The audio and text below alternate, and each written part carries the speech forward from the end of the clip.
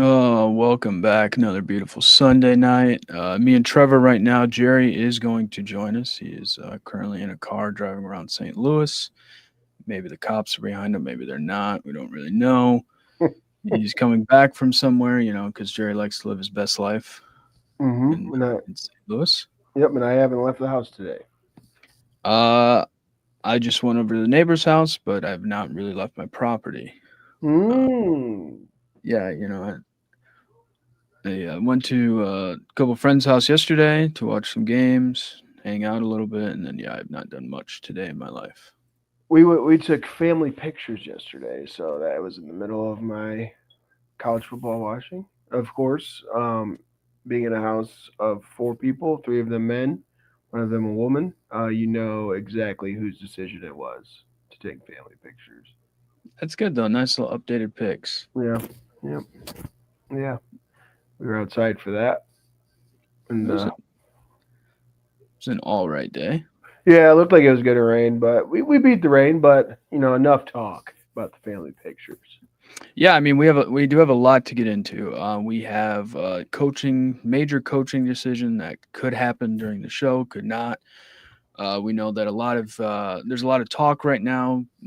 LSU is discussing some things. We have that. We have the college football weekend. While it was, I would say, a great weekend overall with games. The noon games were pretty good, and then Yeah, the 3:30 games were amazing. And then I would say, the night game's not as good, but I mean, there were some electric good games. I hate to say it, but they were mostly SEC games. it just means more. It just means more down there. Our SEC correspondent, Gerald Hopkins, will be joining us later. Um, but yeah, I mean, a lot. The NFL, it's like we're slowly starting to figure some teams out. I would say. Yeah, Um, but Saints suck. yeah, the Saints are awful. I mean, I think we already knew that, but Yep. not been a good weekend for Louisiana as a whole. I will say. Yeah. Yeah, I know. Definitely, like looking at the games this weekend when we were looking at them last weekend, we saw it, or last week, I guess. We saw it was like this should be an all right weekend of football, and definitely not like the slobber knockers we've been getting. But Yeah. I was surprised yesterday. Very No, happily there were surprised. good games all around, and snuggled into those games was World Series baseball. Yeah, Um, So, the Dodgers came into this World Series heavy favorites. A lot of people think it's like, hey, they're going to win in 4 games, they're going to win in 5 games, they're going to win in 6 games. They kind of expect not much from the Blue Jays, and the Blue Jays come out in game 1 and they win 11-4. yeah, Blake Snell looked awful, didn't really pitch well. The Blue Jays kind of got on to them very quickly. There was a stat, though, that teams that played in a game 7 versus the team that swept in the previous series, the team that had swept was like 1 in like 20 when it came to mm, game 1 of the next series. So the momentum of playing in a game 7 kind of helps you carry over, even though both teams did sit for at least yeah, 4 days, yeah, which was very interesting. So game 1 goes to the Blue Jays. They just, and I would say that like the guys that you would least expect from the Blue Jays, like guy hit a grand slam, and then Kirk comes up a couple at bats later, hits a 2-run shot, and you're like, whoa. yeah, That's kind of what you need is like your lower order guys to kind of help you out a little bit. And then last night, the Dodgers come back and they say, "Well, we're going to throw Yamamoto on the mound. We've given him $300 million. He's going to pitch like a $300 million pitcher." And they end up winning 5-1. Yamamoto has back-to-back complete games yeah. in the playoffs, which is crazy. And I will say I was watching the game, parts of the game, with a professional baseball player yesterday. He's also a pitcher. Ooh, And I asked him, I was like, "Hey, did you watch the World?" I was like, "Do you even watch baseball?" And he's like, "Sometimes." He goes, "If it's like a big game," he goes, "I watch like fifth inning on." mm, He's just like, he goes, I watch so much baseball. He goes, on my off days when I'm a starter, he goes, it's the worst being a starter sometimes because he goes, you just sit there for 4 days. He goes, at least yeah, like if you're in the bullpen, you can kind of be like, hey, like you may pitch today, you may not or whatnot. But yeah, so we turned the game on, and we were in the seventh inning. He's like, this guy only has 72 pitches in yeah, 7 innings. He's like, yeah. he goes, what's going on here? He goes, this guy's nuts. But he pitched very well. Yamamoto, complete game. Dodgers kind of got momentum back on their side. Kind of like, hey, this is who we are. Um, Game three is now tomorrow night at 8 p.m. on Fox. It now goes back to LA. So a little travel day. And yeah, I mean it's been fun so far, interesting, and I'm glad to see that the Blue Jays have won. They won game one, and it kind of was like, oh, okay, like they could win this. Yeah, yeah. I think this World Series is like a perfect so far a perfect summary for like how the playoffs have gone as a whole.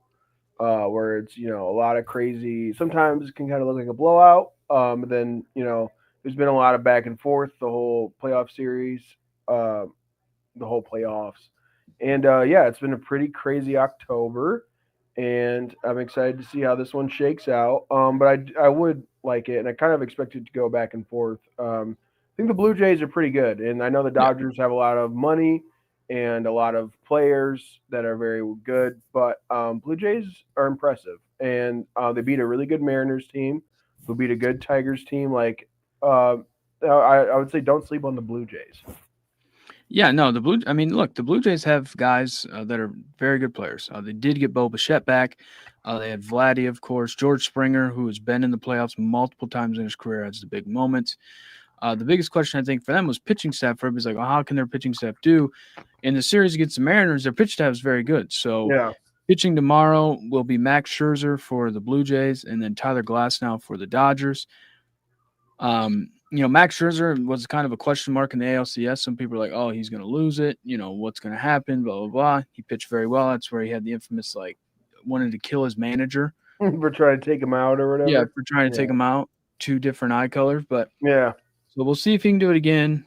The Dodgers are, yeah. I mean, they've spent a lot of money. It's kind of expected at this point, and we're kind of just waiting to see if now it's like, okay, can they win three in a row and they win in four or win in five, win in six? Like, what's kind of going to happen here? But it was nice to see the Blue Jays win a game and kind of get ahead on this and kind of feel like, okay, we yeah, have some we have some stuff going on here. yeah, Um, all right, let's get to kind of the hot topic as of right now.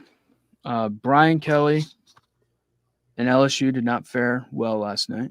yeah, Not at all. They did not look good. They ended up losing 49-25 to Texas A&M. I think Texas A&M scored 35 points in the second half. yeah. It was crazy. They just, and I will say, Texas A&M looks like a different team than the team I watched live in person in September. Yeah, They look much faster. They look more physical. Um, and I also said I don't know if that shows like how good Notre Dame is compared to LSU, or just how much yeah, better Texas A&M has gotten yeah, since that game. But they look really, really good. Mike Elko's done a great job with them. You look at Texas A&M moving forward at their schedule. They have a bye week this week at Missouri, South Carolina, Samford, and then at Texas. mm, And they're sitting there 8-0. So, realistically, they could have a slip up in the SEC and still yeah, get to the SEC championship game and kind of move forward with some things. Uh, but moving on to Brian Kelly now in LSU. So the Tigers are now 5-3, and they still have Alabama and Oklahoma left on the schedule. yeah. That's what I was kind of just looking at.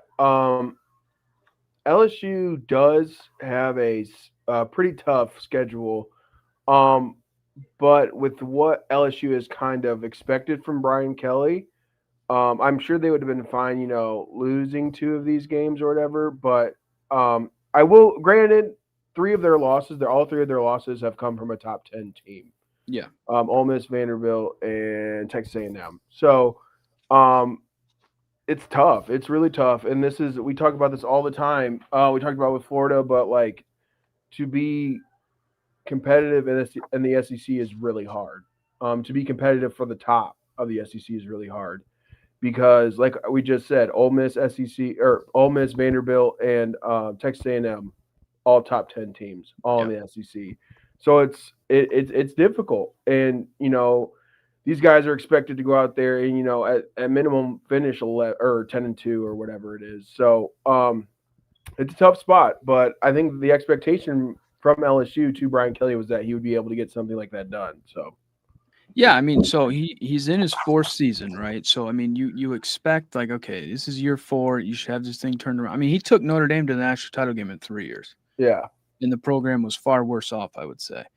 Uh, Notre Dame didn't start with the Heisman winning quarterback and Jaden Daniels and first round wide receivers. yeah, Like that didn't happen. right. So he took over LSU. You're like, okay, he can maybe do this. His first year, he did make the SEC title game, but they lost to Georgia 50-30. So you're like, okay, he's made an SEC title games first year. I think he won 10 games the first 2 years. You're like, okay, like there's some momentum here. Like this is how it could go. You're kind of figuring some stuff out. And now it's like, it's just been gross. It's just been like last night felt like the death of LSU. Yeah, yeah. Like it just did. Like it was, they had the lead at halftime. Mhm. And so you're like, okay, like maybe this thing can get like competitive game. They're playing good. They're doing some good things. And now it's like, whoa, you give up 35. You like, he's yelling all over the sidelines That's what with, I was gonna say with too. It's not. everybody. Yeah, it's not a great look. He's like, you can tell he's like miserable. He's tense. And he's a yeller in general, but it's just like he's yelling at the coordinators now, Yeah, arguing with them, yelling at the quarterback. Like he just every little thing, it just looks like it pisses him off. yeah. And now it's like, okay, so last year you're 9-4. There's expectations where you should be pretty good. All I heard was how good Garrett Nussmeier is as a Right. quarterback, like Heisman Trophy, maybe first overall pick, you know. And now you're sitting here 5-3, and it just doesn't look good. And you're looking at it now, and you're like, okay, they'll probably end up 7-5. Yeah. And I will say, so you brought up the point where the teams that they've lost to. So there's been some reports that people within LSU could handle the two road losses to the top 10 teams that they had. Mm, Like they were like, okay, we understand that. Like it happens in the right. conference. Last night, I think, was kind of like the nail in the coffin, where it was like, okay, like what the hell just happened? Right. And I also think it's funny too, is he's now lost to two former assistants back to back weeks. That is And funny. Clark Lee, who was a defensive coordinator for him at Notre Dame, and then Mike Elko, who was also a defense coordinator for him at Notre Dame. Yeah, that's bad And news. he's lost to both of them. One being on the road at Vanderbilt, which at Vanderbilt's not like you're going to play in Death Valley. Right. It's Vanderbilt. I mean, there's as many of your fans there as Yeah. Vanderbilt fans. Yeah. And then you have a home game against A&M, and you just completely get trounced. So, now the discussion is kind of like, okay, what's going on? Um, it's he's got like a $53 million buyout, which I think if the buyout was a little bit lower, they'd probably go can him. But this is from Ross Dellinger. LSU administrators and university executives have held and are holding high-level discussions over the future of football coach Brian Kelly. Sources tell Yahoo Sports. While there's no immediate resolution, the conversations which involve the state's governor are ongoing. And I think the state's lieutenant governor tweeted something yesterday about the team too. Wow. Um, so I don't know if They LSU is take one of it those. seriously down there. Yeah, I mean it's the SEC, man.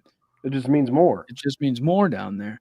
Um, and so there's reports that like assistants were told to go home or whatnot. I saw something that he hasn't been there since lunchtime. I don't even know what that means, but I guess there were like people there that worked for him, and he hadn't been there since lunch. And then the players had a day off because it's their bye.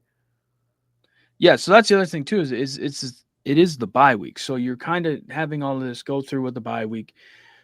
Usually coaches are fired, during the bye week. Billy Napier, at Florida, was that last week, where he's kind of fired. Then they have a bye week. So yeah, I mean it's a lot of ongoing stuff. You don't really know what's going Well, to happen. I keep looking and seeing if there's updates. Nothing crazy. and kind of looking at like what LSU has done this year. Now with Billy Napier, I understand that it really wasn't all about just this year. It kind of stems back to last year as well, where you don't get to a hot start and then you kind of Yeah, salvage it at the end, but still not a very good season. Um, so I was looking at LSU and yeah, their schedule this year, and I would say their best win is either Florida or South Carolina. which Florida fired their coach, and South Carolina will Exactly. probably fire Now, their coach and just lost a game they shouldn't have yesterday. yeah. And so if we look at Florida's best win, I would say that's probably Texas. Now that Yeah. is a much higher, I would Yes. say. So if Billy Napier can get fired after a season where they beat Texas, I don't see what the logic is behind Brian Kelly. And it's kind of funny, like we talked about, and this could be coincidence, but we talk about these games every week, and every week when it's like LSU versus Ole Miss or LSU versus whoever Vanderbilt, I always go against Brian Kelly because it's a big game, it's an important game, and from being living in the Michiana area for however long he was there, those are just games that he doesn't win. Yeah. And so, I mean, coincidental or not, but I feel like I was pretty good at calling when Brian Kelly was going to lose in a Brian Kelly fashion. Well, yeah, that was the thing. It's Brian Kelly was has always been the coach at Notre Dame, where it's like he's going to win the games he's supposed to, and he's going to lose the games that it will be close or probably shouldn't, right? And that's why he got really good towards the end at Notre Dame, going like 9-3, 10-2, because Yeah. you were able to play some teams where it's like, okay, we can win those games. We'll, and then maybe every once in a while he may win. He'd beat some ranked teams. He wouldn't beat like top 10, top five Right. teams, but he beat ranked teams. He was very good against USC, and I think that was just more of like a physical Mm-hmm. dimension that he brought to the team. And now it's looking at it, you're like, there's no like thumbprint of Brian Kelly on the LSU team. You know what I mean? Like when he was at Notre Dame, it's like we're gonna have good tight ends, we're gonna have great offensive linemen. Like their defensive backs were always very good. The linebackers were very good, and and I get you change a little bit when you go to LSU, and that was the whole reason he went to LSU. He's like, I can actually get players where I can win national titles and blah blah blah blah blah. And it's like he's gotten good players. That's not been big of a problem. He just cannot get them to play. No, and it's almost like the LSU job was almost so big that he couldn't encompass all of it. I like the point that you brought up with Notre Dame. Notre Dame very much had an identity under Brian Kelly. Yeah. I would say that the identity of LSU has almost been the same, even going back before Coach O. Yeah. It's highly respected quarterback, unbelievable talents at wide receiver, and then a defense that's usually pretty good. And then Garrett Nussmeyer, great receivers. Like it's the same thing, and it just he hasn't done anything to mold this team into anything that other than what LSU is. LSU has to me has just always been the same thing. Yeah. A really high powered passing offense, and that's not what Brian Kelly, became a big name at Notre Dame with. He was a very physical coach. He had, always had the best O line or D line, tight ends that were great, amazing defenses, especially against the run. So it's like that. I my main point was that I feel like this job was almost either he didn't get say in certain things, which I don't know if that how likely that is, or he just could never get things to look the way he wanted them to. Well, the other thing too is it's about fit too, right? Like Yeah. his coaching track record is Grand Valley State, where he was pretty good. He was really good, won national titles. Goes to Central, really good. Cincinnati, really good. Goes to Notre Dame. It's all northern schools. Yeah. Kind of that presence. Then you put this guy in the South. He has the family, and it's just a lot of different things.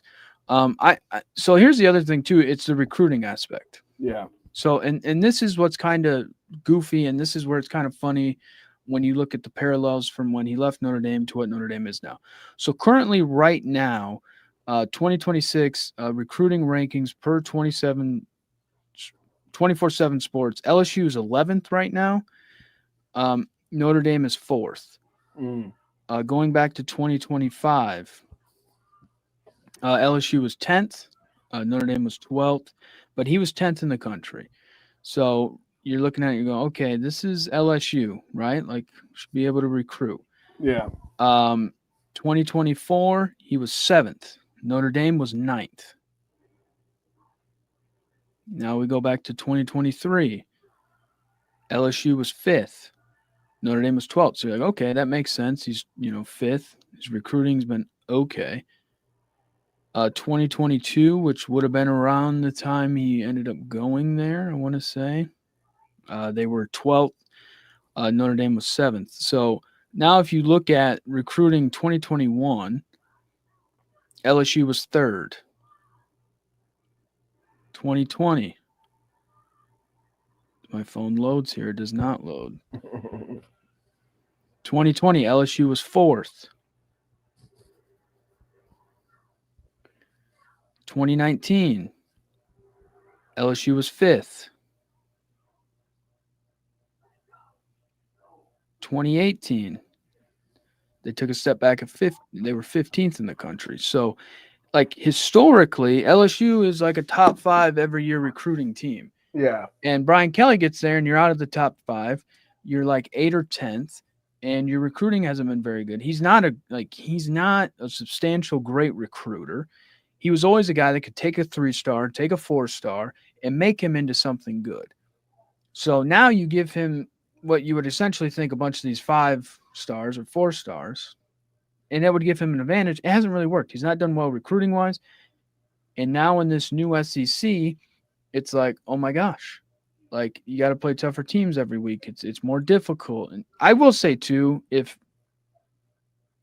Penn State can fire James Franklin after 12 years and Yeah. kind of what he did and getting to the Final Four last year and being a kick away from maybe playing in the national title game to now the collapse he had this year. And he had just got a contract extension and paying him a bunch of money, and his buyout was $50 million. LSU has no reason for me to be like, why not get rid of Brian Kelly? Well, yeah, I agree. That's why I brought up the Billy Napier point too. Is that Billy Napier almost is having a better season than Brian Kelly is Yeah. if we look at wins, which I think ultimately all this is that I kind of like the point that I mean, or I guess what do you think is next for Brian Kelly if he does get fired? Um, I know that all the cards aren't laid out yet. I'm sure there's gonna be more teams that end up firing their coaches and stuff. But I mean, I think he would try to get the Penn State job. to me, that feels like a lateral move. For Penn State, yes. Yeah, yeah, But I think he would try to get that job being like, hey, I'm like the Northeastern guy, the Midwest guy. I can kind of do the same thing I did here at Notre Dame that I can do here. Um, I think a Midwestern job is kind of where he would probably want to go, probably the Big Ten somewhere if a job opened up there. Um, yeah, because I mean, the Southern aspect of it is not going to happen. yeah, Again, like this has proven that he cannot compete in the SEC with a team like LSU, where the previous 3 head coaches have won national titles. And you look at the one, you're like, okay, it's Nick Saban. And then you look and you say, it's Les Miles and then Ed Orgeron. yeah, Like, outside of like Les Miles winning the championship once, you would maybe say Brian Kelly might be a better coach than Les Miles overall. yeah, So it's like, why have you not been able to win? And I go back to you had a Heisman Trophy winning quarterback in Jaden Daniels, yeah, and you were not able to do much. But like I said, I would expect for him to shoot for the Penn State job. Um, because I mean, I just that other. I mean, I don't know who else would hire him outside of a school like in the Midwest. yeah. And I think part of it too is though is that like with LSU, having all those really good recruiting classes, a while ago, it's like the playing field has definitely been leveled with like NIL and the transfer stuff. So I think that is kind of the issue too. Is that if you don't really recruit great, and then there's other teams who historically don't recruit great, but now they're able to throw a little bit of money around, and get semi close to you in recruiting. And like we say every week, the SEC is insane right now. Yes. The amount of really, really good teams, and we talked about it last week, there is going to be a three-loss SEC team in the college football playoffs. Probably, yeah. And I think that, like, I don't know if it's going to be LSU because the rest of their schedule is not great either. I don't Like, think so. I mean, they would have to be Alabama and they would have to be Oklahoma. Yeah. Now, those are both feasible because we just looked at a South Carolina team last night that we had basically written off. Um, so honestly, I get wanting to fire Brian Kelly, but if I was LSU, I would probably just wait until the end of the year. Yeah, Um, pull like that's what Florida State's doing. yeah, just wait and see how you never know. That Brian Kelly could somehow go 5-0 in this last stretch, and then you make the college football playoffs. But then that's the problem is then you definitely can't fire him after No. that. Yeah. That you let him do that, and now he's unfireable. And that's kind of the Billy Napier situation of last year, right? Where they were like, "We'll fire him. Let's wait till he, finish the season." He goes 8-4. He has a winning record, and all of a sudden you're like, "Crap, we have to have another Billy Napier season." Yeah. But I don't know. I genuinely think LSU's mindset is that they're ready to win now. Yeah, Um, without a doubt. Well, it came in. This was supposed to be their year. You're supposed to at least yeah, make the playoffs, yeah, and now you're sitting there at 5-3, and you haven't played Alabama yet, yeah, who looks like a juggernaut, yeah. and you haven't played Oklahoma Oklahoma, yet. And I'm yeah, pretty sure those are both road games, and it's like, and I think that's like what everybody has been kind of tweeting or like videos of like former players and stuff being like okay, the first couple years good, but this year it was like it wasn't like that you had to make the championship game. Is that you have to you have to at least make the playoff, right. and it so far that's not been able to happen, and so yeah, they have to go to Alabama and they have to go to Oklahoma and they have Arkansas at home and then Western Kentucky. I mean, if they were to lose to Western Kentucky. Well, and So Luke Coxey puts up here the Athletic is reporting he's going to be fired this week. Yeah, I it mean, makes sense. I mean, like it would be the bye week. Yeah.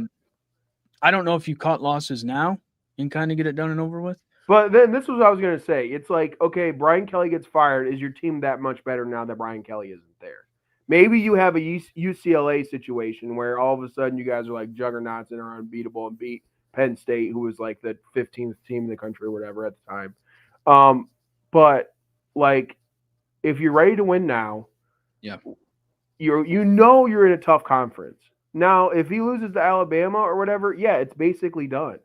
But at least we talk about this all the time too. You don't want to fire a guy, then you get Shamar Moore basically, and that you have the interim coach, and then now this guy is your starting.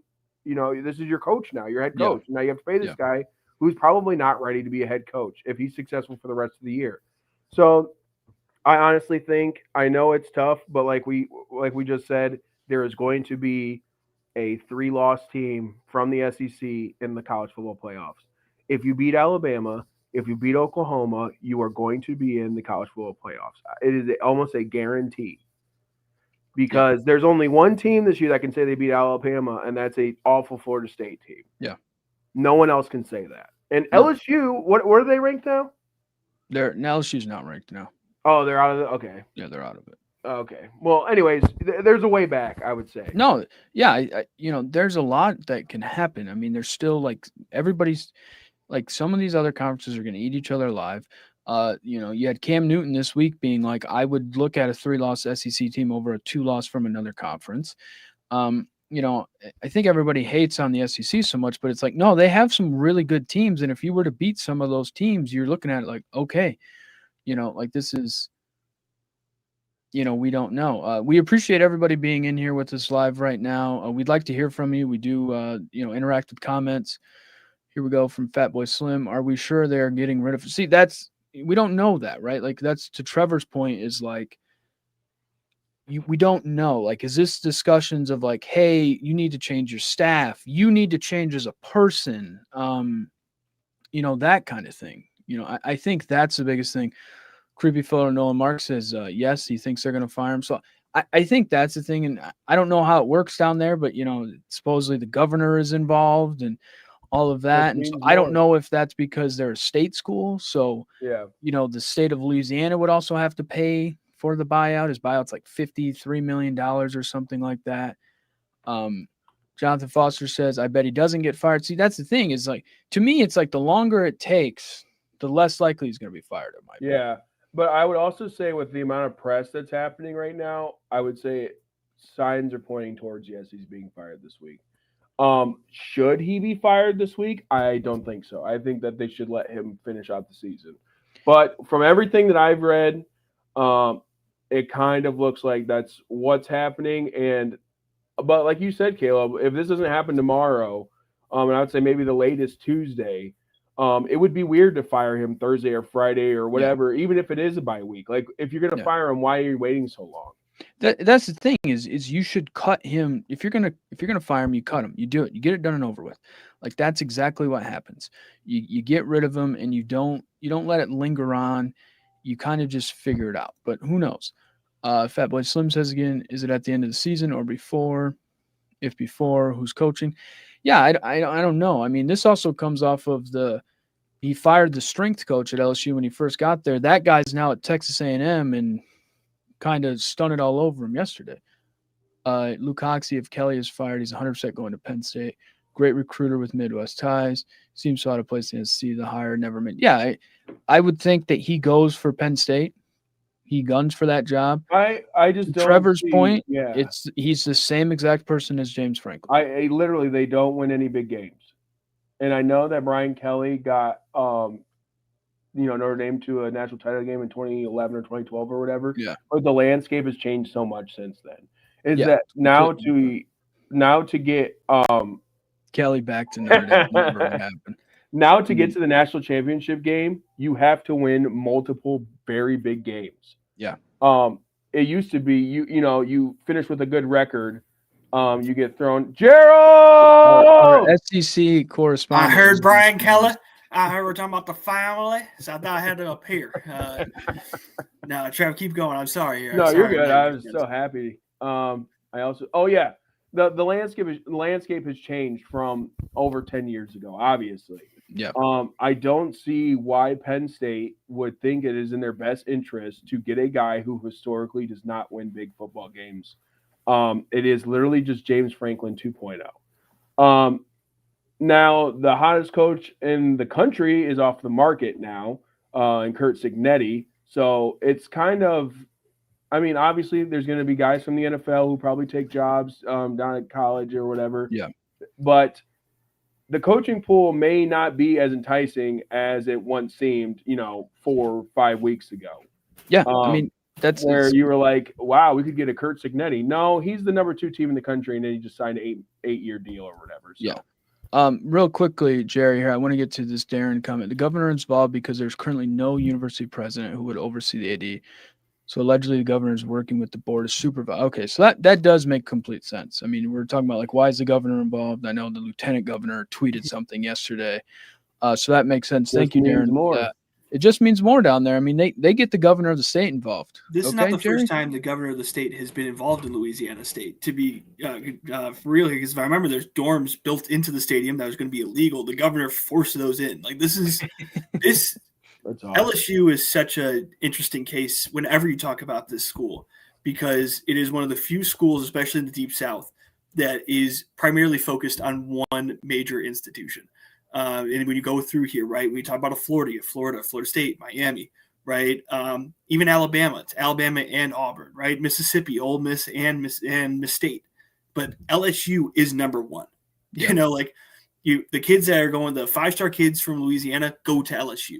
This is a very specific job that is known for especially how local it is. That's why Edo was so fun here. And yes, was he the best coach known of all time? No, but he spoke to the people of Louisiana. Yep. It's a very good job. It's a very hard job too, because this is a job you're 10-2. You're 11-1. You should be a playoff team.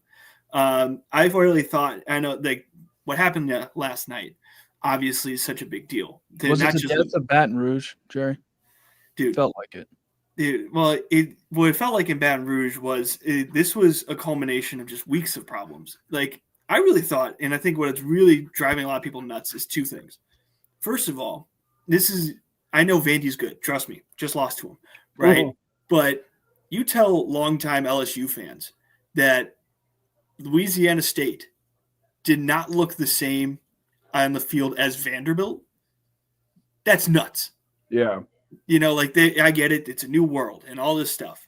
But this is a school that is so invested, has had so many national titles. Again, that's the expectation when you walk in here. Les Miles has just done it. Ed O has done it. You're supposed to do that when you walk into LSU. So when you get outplayed by Vanderbilt, not like a fluky, weird, no, you got outplayed by them. That's a big deal. And then you come home. It's a Saturday night in Baton Rouge.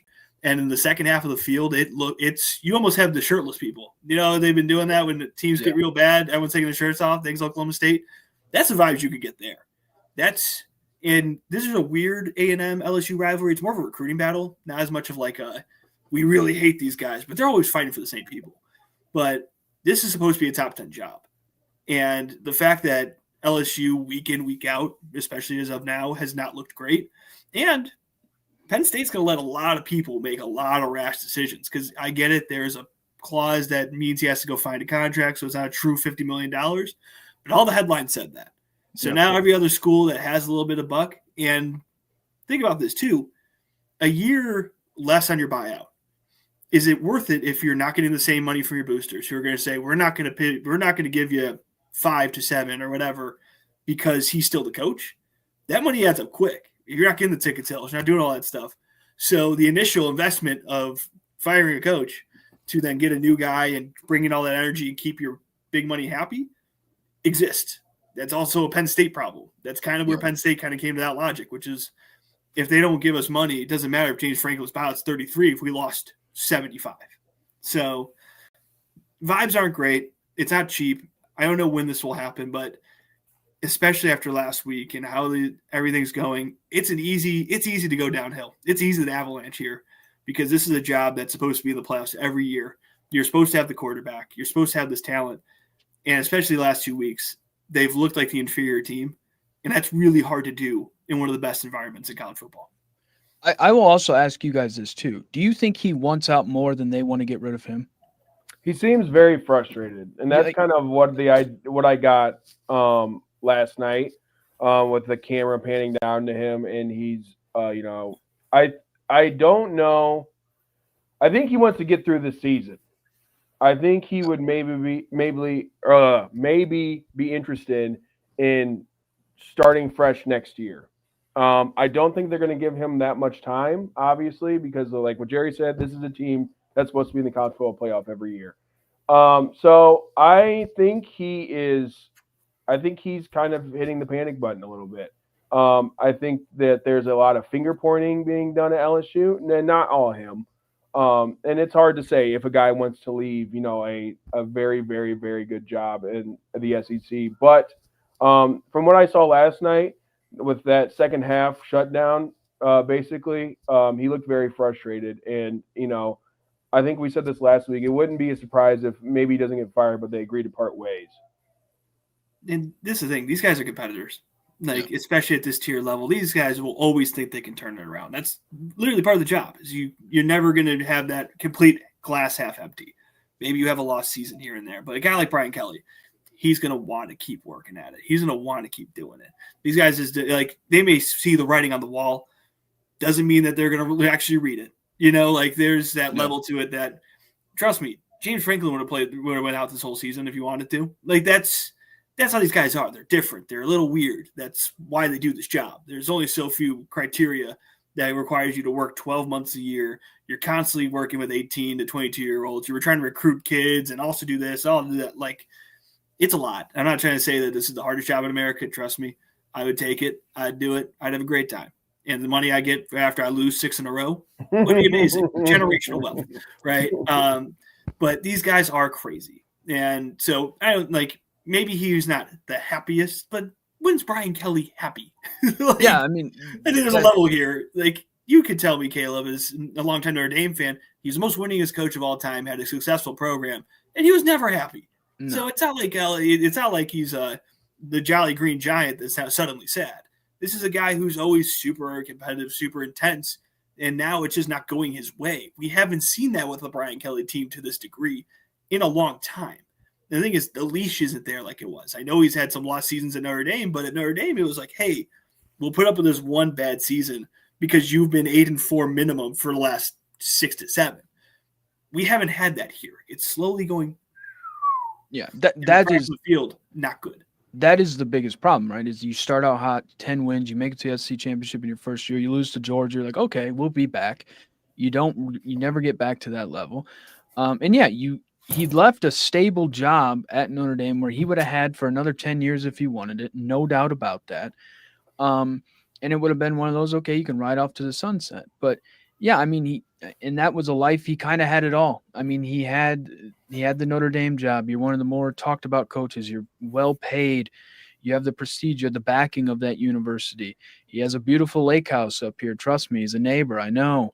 So he has it all at South Bend, and then you leave it and to go to LSU. The pressure mounts up. You have problems with everything, and now you look at it and you go, okay, where are we at now? It just feels like he wants out of it. But yeah, he would like to finish the season, but it just feels like he would like to get back to what he knows and maybe what he is. Let's get to some comments here. We appreciate everybody being in here tonight. We would like to hear from you.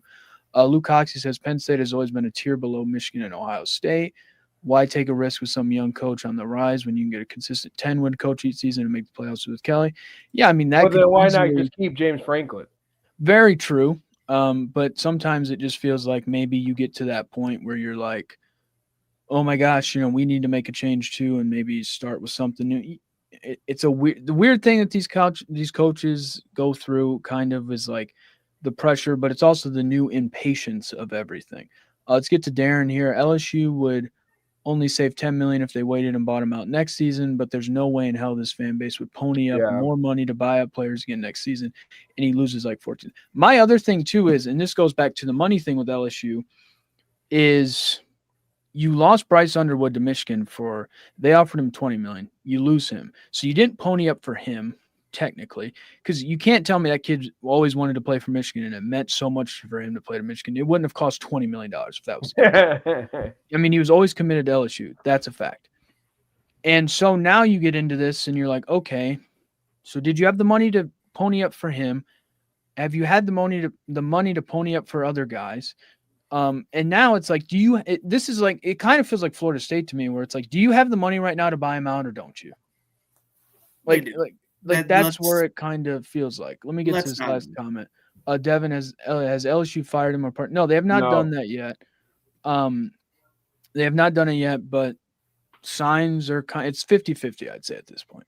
Dude, money's fake. They have the money to do what they want.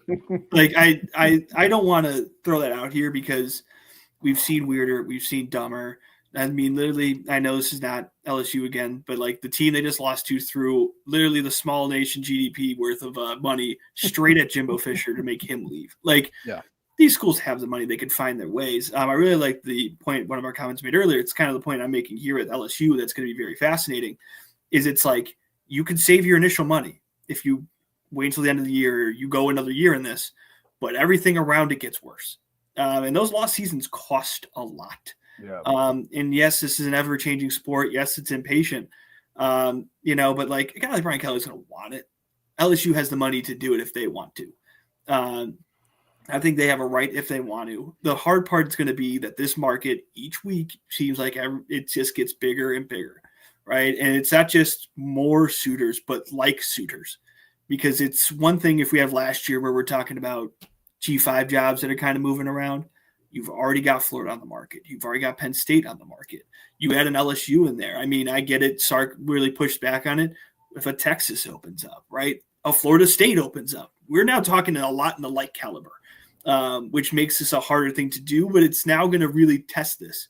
And LSU has been such a case study because what makes this really hard for the Brian Kelly world is that you told everybody, without saying it out loud, when you left Notre Dame for LSU, that you thought there was a ceiling there that you could not break. Yeah. That when you went to Louisiana State, when you went down south, when you went to the SEC, when you didn't have to worry about grades and all this stuff, that you could hit your full potential. He never said that publicly, nor is any coach that does this type of thing. Right. But that was what was said out loud. with that move. So now you sit here 3-4 years in, and we're in wildly different spots. First of all, Notre Dame has really backed Marcus Freeman. He's a guy that is liked in that building to some degree. I think the fan base is obviously really happy with him. Just a lot of those little things that he's done, like he brought back like pregame church, and he's done a lot of those little things that has won him goodwill. They've ridden through some really weird times. There's not a lot of bad times in Notre Dame, I should say, but like the weird losses early in the tenure, and now they're a couple touchdowns away from being national champions.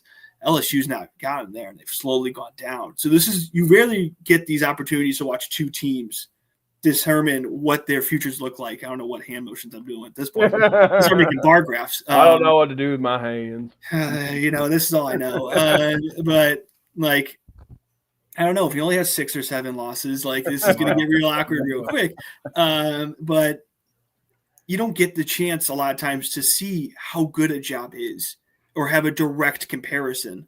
But right now you are.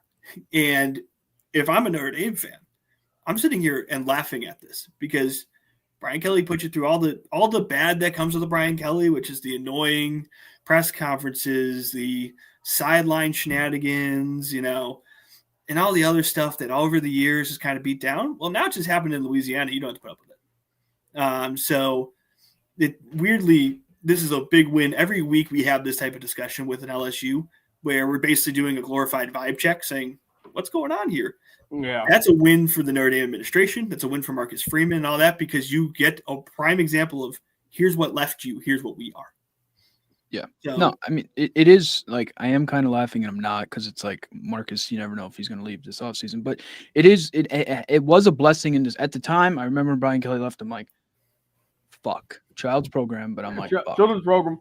I'm like, what are we going to do? Like, what's going to happen? And then we end up getting Marcus Freeman, which in the direction that all of these colleges want is a young guy with enthusiasm, recruiting, everything that you want. And my thing is all these schools, all these big time schools are firing these coaches. It's like, who are you going to get, right? Like, who are the coaches that you deem as like these great, head coaches or whatnot? You never really know. So, it is weird.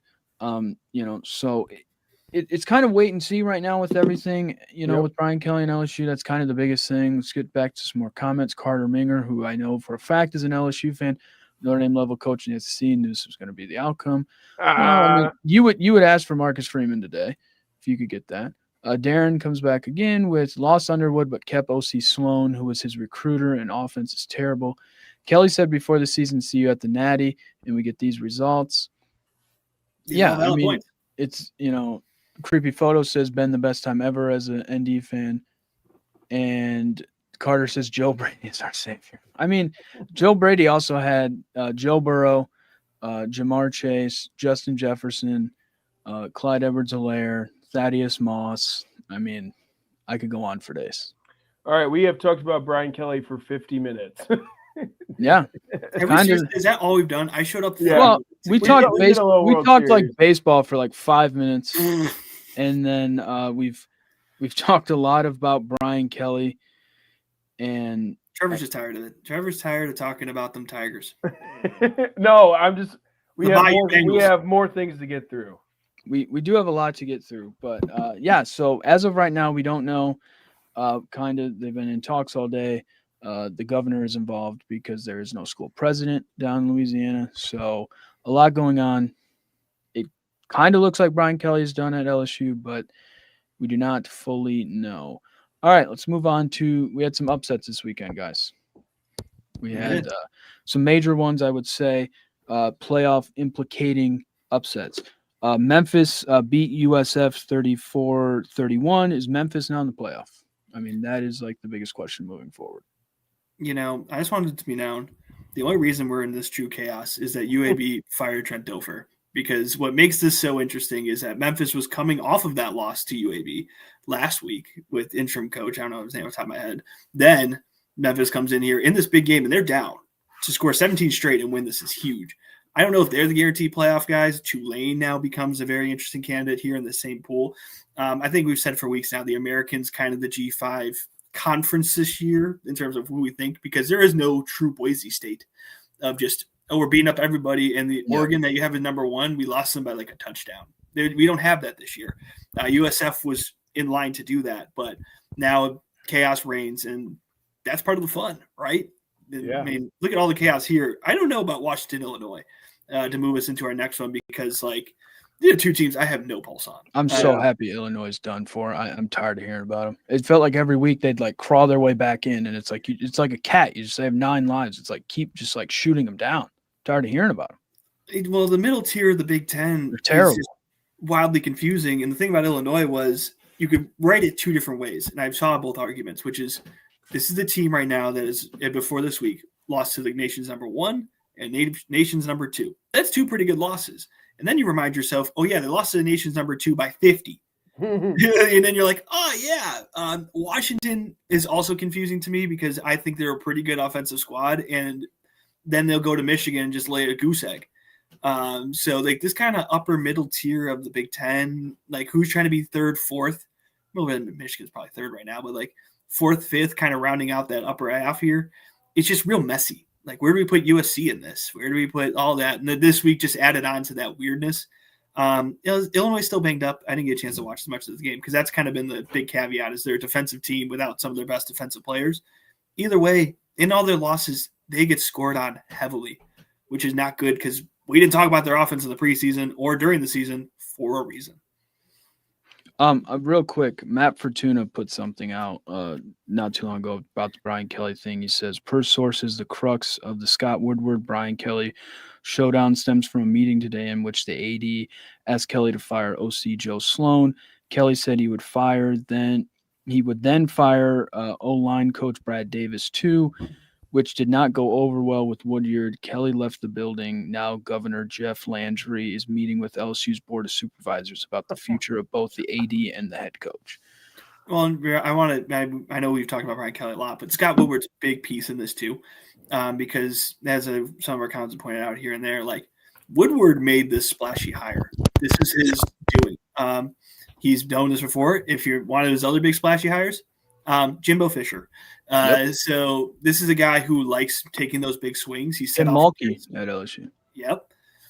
So with Scott Woodward, that's kind of what you get is you're not going to get a guy who's taking in, we'll take a shot on this guy or that. No, you're going for home runs. And so sometimes you hit a home run, sometimes you strike out. I know I missed the baseball conversation earlier, but that's the kind of vibes. Like Kim Mulkey's made LSU a fantastic program. At times, Jimbo was great at A&M, but that was more of a strikeout. Now with Kelly, you're walking, it's 0-2 count, and, whatever team's next could just throw that 99-mile-per-hour fastball, feels like.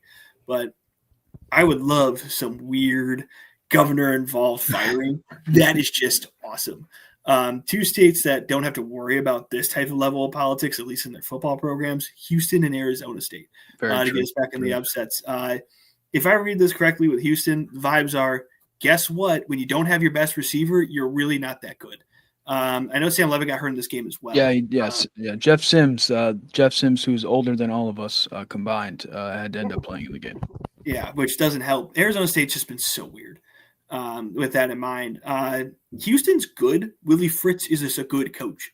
But now the conversation we're having with them is, what are we doing with them in the Big 12? They're 7-1, Exactly. sneakily 7-1. Wegman is their quarterback. I mean, Willie Fritz is a good coach. It's sometimes that simple. And what Willie Fritz does, I think, a really good job of is he's not piping up expectations. He's not going to sit here and try to sell you on, oh my God, this is the playoff Houston or not. Like, they could be, who knows at this point because of how chaotic the Big 12 is. But we came into the season like, hey, we're going to keep building, and Houston's giving him that chance to build. Something where, as we're talking about all the other coaches and how quick it is, you give this guy some time, he's proven results. I mean, Tulane is a job that he's helped resurrect in some degree. Like, there's been always that want there. You're in the Deep South, but there's a lot of hurdles that he's slowly helped break down, and is, I really think, helping Summerall as well in that process, because he's just that type of coach. He will build things up over time. This is just one of those wins that you remind yourself, oh yeah, Willie Fritz is at Houston, they're going to be fine. So a sneaky 7-1 team, but they want to be that way. He doesn't need the headlines, doesn't need the shine. He'll just win football games. It's awesome. Caleb, how do we do this week? So yeah, picks wise, Trevor, you were actually the winner. Let's go! Jerry went 3-3. Trevor went 4-2. I went 3-3. I'm just the voice of the people. Brings Jerry's season total to 29-26. Trevor gets back above 500, 34-33, and I am now at 35-32. I went from having a massive lead 2 weeks ago to now I am struggling to hang on. Are we going to start asking about your buyout? Is that what's going Yeah, on? maybe I was hot. I have these weeks where I do like this. I need to get back on the consistency. I did pick against LSU this week, so that did help.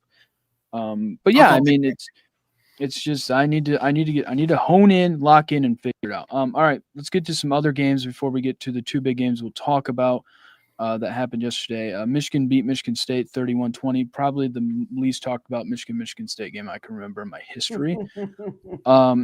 Indiana murdered UCLA 56-6. That's just ridiculous what Indiana does to teams now. It's actually infuriating.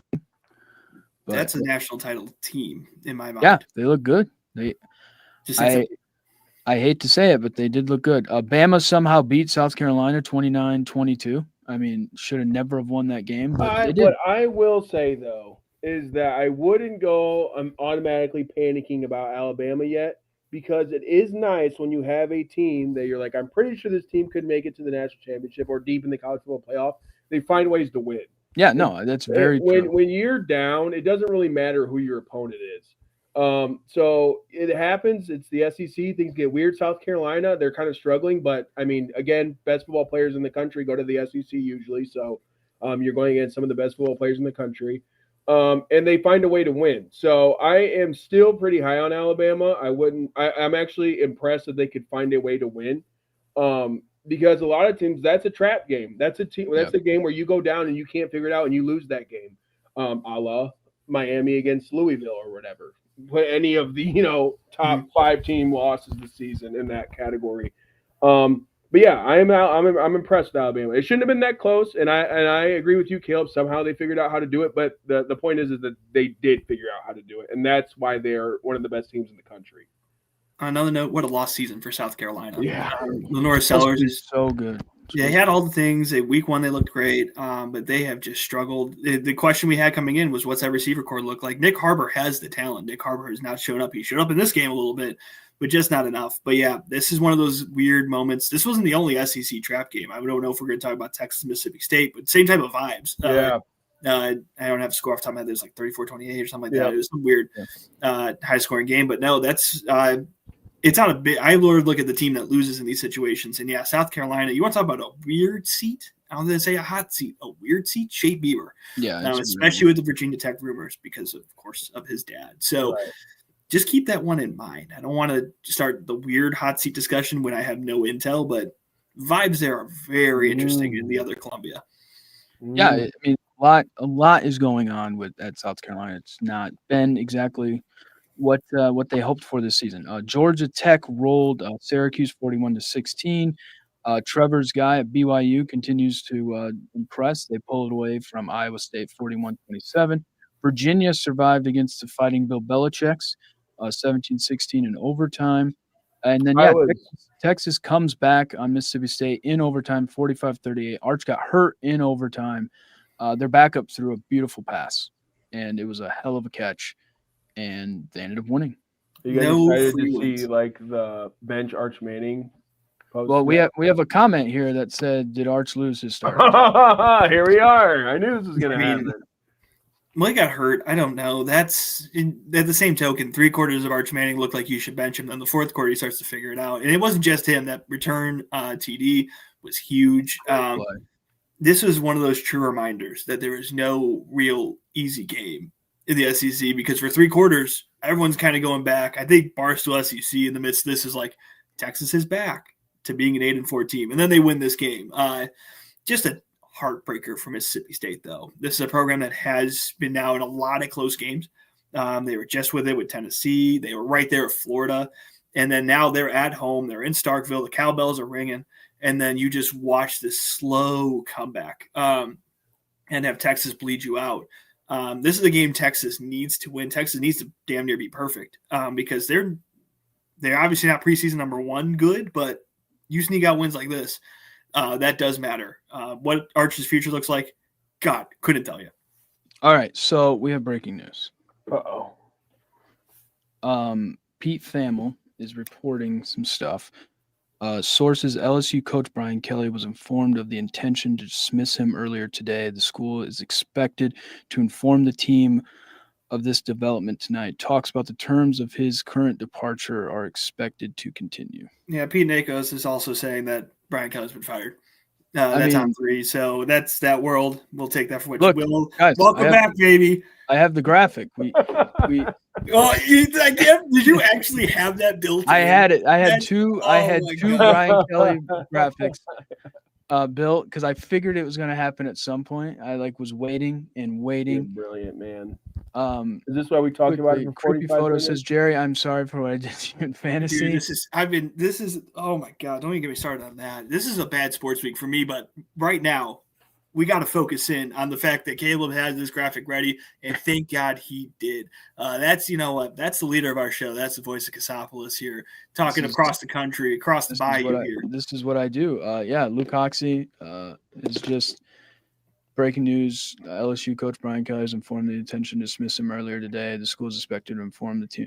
I think this is actually kind of funny because looking back now, when he left Notre Dame, is he was the one that was like, I need to talk to the players. He brought everybody back in the next morning after it said he was leaving and he wanted to have a team meeting. And now LSU's like, you're not even going to have the team meeting. We'll let them know. Carter, who's the best fit for LSU? Legitimately. Yeah. I mean, it's to Luke Hoxie says Carter. I'm thinking James Franklin. I think Carter is messing, or I think Luke is messing with Carter there.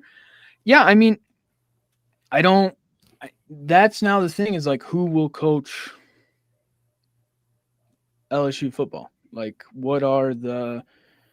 What's everybody kind of saying of kind of what's going on? This also proves that Brian Kelly was fired 8 hours ago. Okay.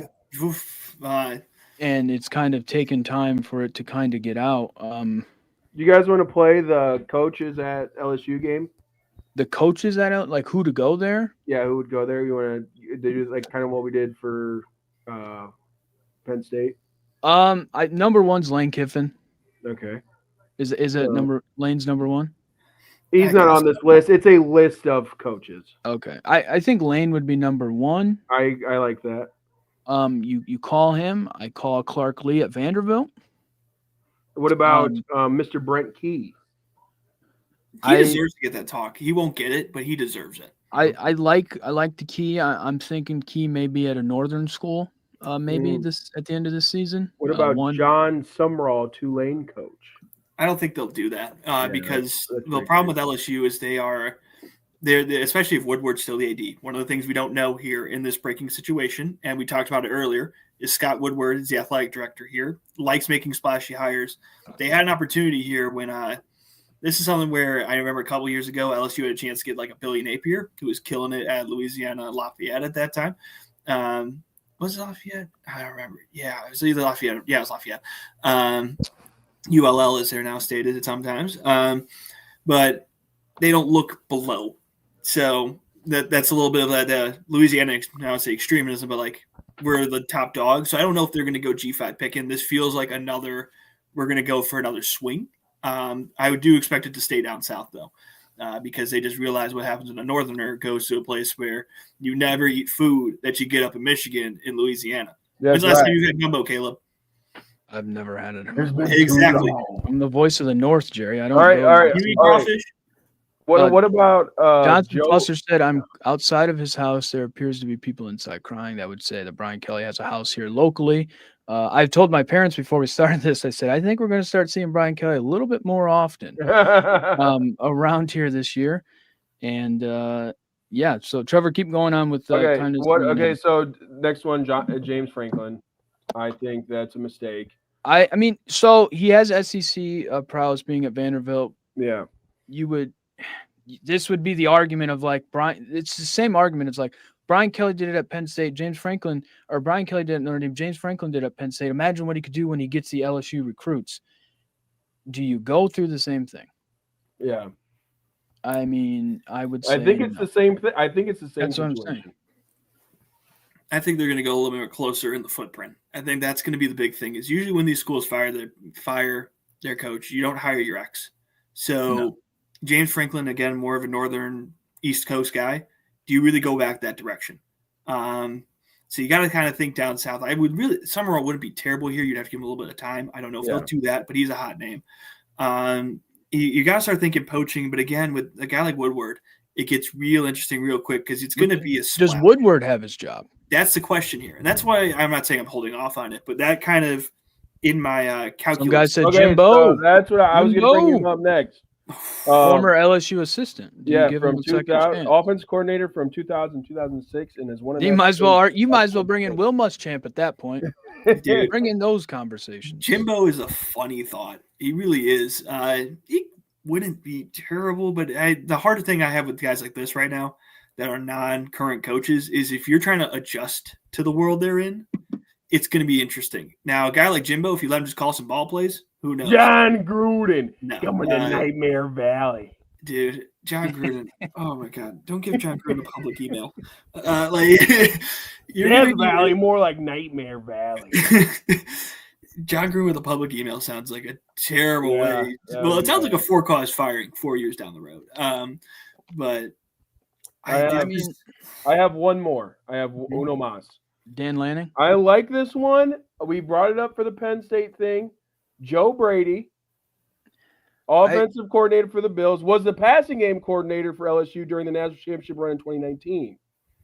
I just don't know if that's too big of a job for him. I can see him doing it. Like the one, Caleb, I like that Dan Lanning thought. That also gives me, especially because he's coached at Georgia, like GA. What was he? Was he DC there, if I remember correctly? He was DC at Georgia. He was a GA at Bama, so he has the footprint. He's perceived a Southern guy. A&M kind of maybe have wanted him at one point before they got Elko. Yeah, I mean, Dan Lanning would be the guy I would call, and I'd be like, look, you know it. Do you want to come back to the South? You're doing great at Oregon. Problem is, does he leave Oregon? Like, kind of how does that work with Phil Knight and all of that? And it's a goofy thing to think about because it was brought up for the Penn State thing is like Adidas maybe was in the James Franklin firing. I think that was like, a lot. Like, how does it work if that's the case? Like, how does Nike, like, do they help LSU try to steal their coach? I think that was overblown in this situation, especially that the world was reminded as the contract came out that he has that show. I forget what it's called, like that cause that makes him work. That you have to find work. I don't think Adidas was calling for Penn State's head. I think that was kind of just a good Twitter rumor. Pete Carroll would be fun.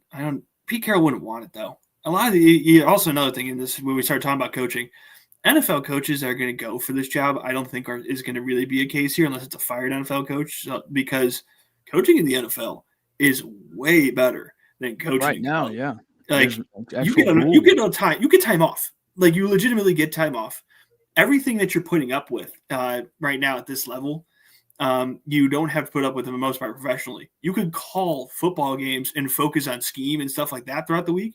You have an actual GM. Some schools have a GM. Some don't. Some recruit. Now, we're going to talk about the Bears at some point. Ben Johnson isn't overly going out on a Tuesday afternoon recruiting whoever, right? He doesn't have to worry about that type of stuff. I don't know how many guys are going to go back to that world because it is 24/7. No pun intended to the recruiting site, but Pete, what he did back in the day really fits what he does now.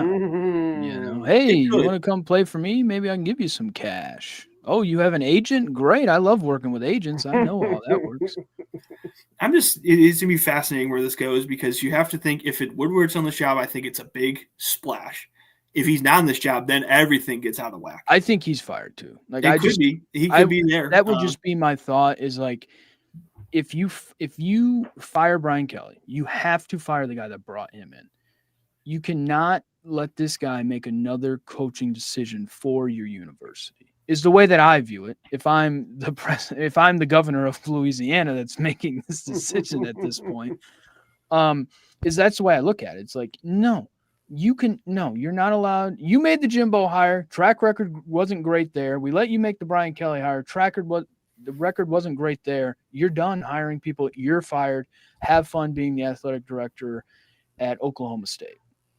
I will tell you the one that I think, as we've talked about, that it calculates in my mind. Again, this news broke under 15 minutes ago. Dan Lanning would kind of fit that criteria of the immediate thought. Where this goes, though, is all over the place. I do think, though, they go back in the Southern footprint. You're going to get somebody that has all that SEC knowledge, has that world, because I think there's a lot of folks just saying, "Hey, you brought in a Northerner, and look what he did." Yeah, Now I don't know if that's 100% fair, but this is, again, when you talk about LSU, this is the school and one of the few schools in the SEC that dominates the state. And Louisiana has football talent, as we all know. That's not a shocking thing. But it's thought of 5-star kid in Louisiana, they're going to LSU. When they don't go to LSU, it's a big deal. When they do, it's normal, right? This is, again, you have government interference and care that's gone not just in this moment, but in the past. This is one of those, like, I know we say it at times as a joke, and there is, some truth here. This is one of those, it just means more jobs. There's a lot going on here. No, this is a statewide position. People care. Job. LSU is one of those jobs, and it is truly, I know a couple weeks ago talked about like a Florida. Like, LSU, in my mind, is even better than that. Yeah. Maybe not by much. We might be kind of splitting hairs there, but like, this is one of those top 10 jobs. And this is where I find fascinating where Brian Kelly goes, because you just failed at a place that is supposed to be pretty lock in. You lock in, you walk in for 10 wins. So there's a lot of fallout here, and it's going to be very interesting. I have a little bit of an argument for the Dan Lanning thing. Is this job so good that he decides to leave the Oregon job? Ask Mario Cristobal. Yeah, I mean, I would say yes, because I just think, like, when you play in the Big Ten, you have to worry about Ohio State, sometimes Michigan, sometimes Penn State. But other than that, you go to the SEC, you play Bama, you could play Georgia, you could play Oklahoma, you could name any Vanderbilt now. Like, you go down there, and the same situation could happen. You drop 3 or 4 of those games to Alabama, Georgia, whoever in the SEC, and you're done. Whereas in the Big Ten, I mean, I don't see, obviously Indiana now, Ohio State, but Oregon's going to walk into the college football playoff. They don't have to play Ohio State. They just play Indiana. So they're going to walk in and then maybe have, the road is easier, and the job risk, I feel like, isn't as high. Now, obviously, I that's how I just think about it, is that, like, in the Big Ten, you don't have as much to worry about and things that will ruin your reputation as you do in the SEC. If you're at a top team in the Big Ten, I would just stay there. Argument. It's a great point, though. It is a good point. Dan Lanning's crazy. Yeah, that's a good point. I say this with true intent. Like, you remember when they won him the whiteout, that post-game interview, it looks like he's on coke, going at it. He's one of those guys that you give him a challenge, he won't care. Like, think about how he talks about some of these games. Well, look what they did to Oklahoma State. You know what I mean? Like, there are guys who think like this, that, hey, why leave this footpath, where I'm at and where I've built all this equity to just go and have these challenges. The one nice thing about Dan Lanning is that he's been there for 2-3 years. So he's built some stuff up there, but he's not a long time. He's young. So you can take that type of swing. And, like, the other thing too is, like, with Oregon, yeah, you have an easier path, but look what happened to you in that first round. And I do think it's fair. Oregon has put up the money. Oregon has put up everything. They are going to do everything you ask, because Phil Knight wants that championship. He's doing anything he can that is possible. But if there's a guy who's crazy enough, that kind of goes on my radar. But there's not a lot of people that are going to immediately jump. But this is a job that can get people to jump. I think if that makes sense. Yeah. This will sound like a lot of these other jobs have been like, what if you get a sitting SEC coach like Eli Drinkwitz or someone like that? This is a job that Eli Drinkwitz would go to. Not that I think they want Eli Drinkwitz. Wouldn't be a bad hire though, Jerry. This is one of those jobs where if you're in those schools that are doing pretty well, we talked about Lane Kiffin. This is the one that scares me the most. If you're one of those programs, as a Mizzou fan, whatever, I don't know. But if I'm at Ole Miss, this is one of those jobs where you go like, oh yeah, this is still a definite step up, even more than like Florida, not by much, but yeah, it doesn't get much bigger than this. And I know we said that the last time LSU opened up. But again, the last time LSU opened up, their head coach had won a national title there and was kind of just having a little too much fun and kind of too much good vibes over there. But like, yeah, you had the 2018 LSU team. Like, that's a team that when we get old and our bags under our eyes get even worse, we're going to be talking to our kids about. And then they're going to look it on ChatGPT and find out Joe Burrow got like turf toe, and they're going to say he's a bust. Some weird shit like that. But like that's a generational team. But you can do that at Louisiana State. You could do that at LSU, and there's not a lot of other places in the country that have that. Oregon, you kind of have that. You have the foundation, you have the pieces. Here, you have the history, and here you have some of the like advantages of being a peak SEC school that even Oregon can't do no matter what they try, because again, if for Oregon to recruit as well as they are, they have to pick the portal really well. You're still recruiting. You have to really hit California because you're not getting tons of 5-star kids from Oregon, or pick other neighboring states. And then you're hoping that you can be a really good national recruiter, which he's done a good job at. Here, you could get a lot of in-home talent and have everything else you want. But this is one of those destination jobs. But it's hard to think who goes here because there's a lot of open pieces, but I try to think you're not going to hire your ex. Your ex is one of the hottest coaches in the country at that point, which was still a really good Brian Kelly that was on his stuff in Notre Dame, was going to the playoffs that year and left. So now where's next gets really fun. Yeah, so here's some other. So CBS Sports put out a thing. Lane Kiffin, Joe Brady, James Franklin, John Summerall. They put in Marcus Freeman. My thing with Marcus Freeman is he chose Notre Dame over LSU for the defensive coordinator job at the time. So I don't think he really wants to coach in the South when you look at it. And yet again, he's going to look at it and say, Brian Kelly went down there, didn't have success. I think I'll be good with where I'm at. Wouldn't that be hilarious, though? It would be. Kelly left Notre Dame, It would be LSU, then crazy. I mean, Notre Dame to LSU. It would be nuts. I mean, at that point, I think Notre Dame would then hire Brian Kelly back. But I mean, that's just honestly what I think. Marcus Freeman's getting a good old-fashioned extension. If he does everything right like he's supposed to, he's getting some Kurt Signetti dollars coming his direction. I think so too. Notre Dame should not lose that man. No, they shouldn't, but you never know. I never thought Brian Kelly would leave, and it happened. So these last two names, though, are pretty crazy. So Dabo Swinney is who they have as like a crazy butt. I actually like that a lot. I think Dabo needs a change of scenery. I think that would help him so much as a coach is a change of scenery. And then the last one is Nick Saban. That would be hilarious. You're telling me, I forget. I think it was earlier this week in a group chat of mine. My buddy who's an Illinois fan's like, yeah, my secret second fandom is LSU, which, okay, congratulations, friend. And he's like, yeah, if they ever – I heard there's some number for Nick Saban. He's kind of joking around. And I just set the photo of old Nick Saban at one LSU. Yeah, Photoshop's real good these days. Don't worry, that will be a thing. If Nick Saban wants to come out of retirement, they'll ask him. I don't know if he will. He's one of those guys that no matter what, you would give a shot at. Dabo is fun. My question with Dabo, my singular question, I think it'd be that's a home run that fits that kind of category. You can't pull the we're little old LSU.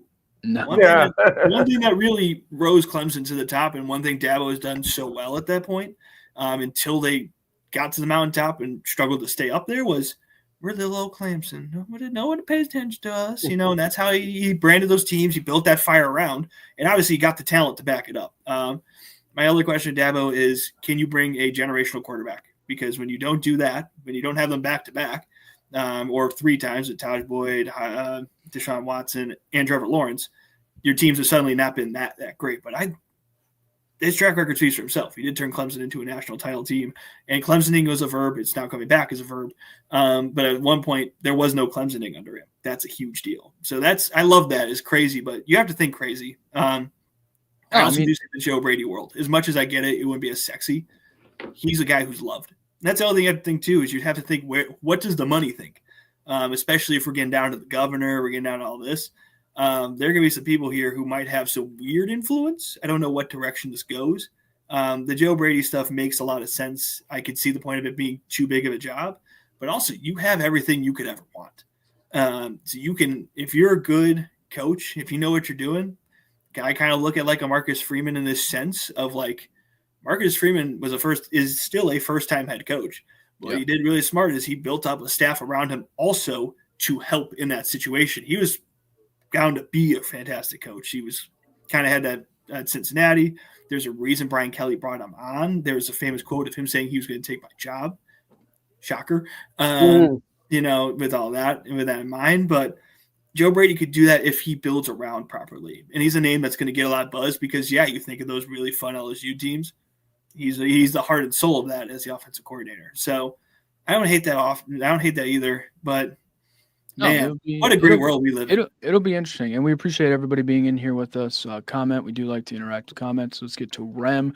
Brian Kelly was chowder, and LSU needed gumbo. I love that. This one's really good. Brian Kelly being from northeastern area, Boston. We have another comment here. Brian Kelly fired. Couldn't happen to a nicer turd. You know, it is one of those things where it is very funny just because he left Notre Dame, where he was very, very good. He kind of mastered Notre Dame. 9-10 wins. Was pipelined to the NFL with like offensive linemen, tight ends, you know, safeties, that kind of thing. He kind of had that figured out. He goes to LSU because he says he can't win at Notre Dame. You know, I've worked too hard at Notre Dame and I still can't do it. And he goes to LSU and it just does not work out. You know, he ends up going, I think, total at LSU 34-13 and 19-10 in the SEC, which you'd look at and you go, wow, not awful. But when you're 5-3, you just lost to Texas A&M 49-25. It felt like it felt like a funeral.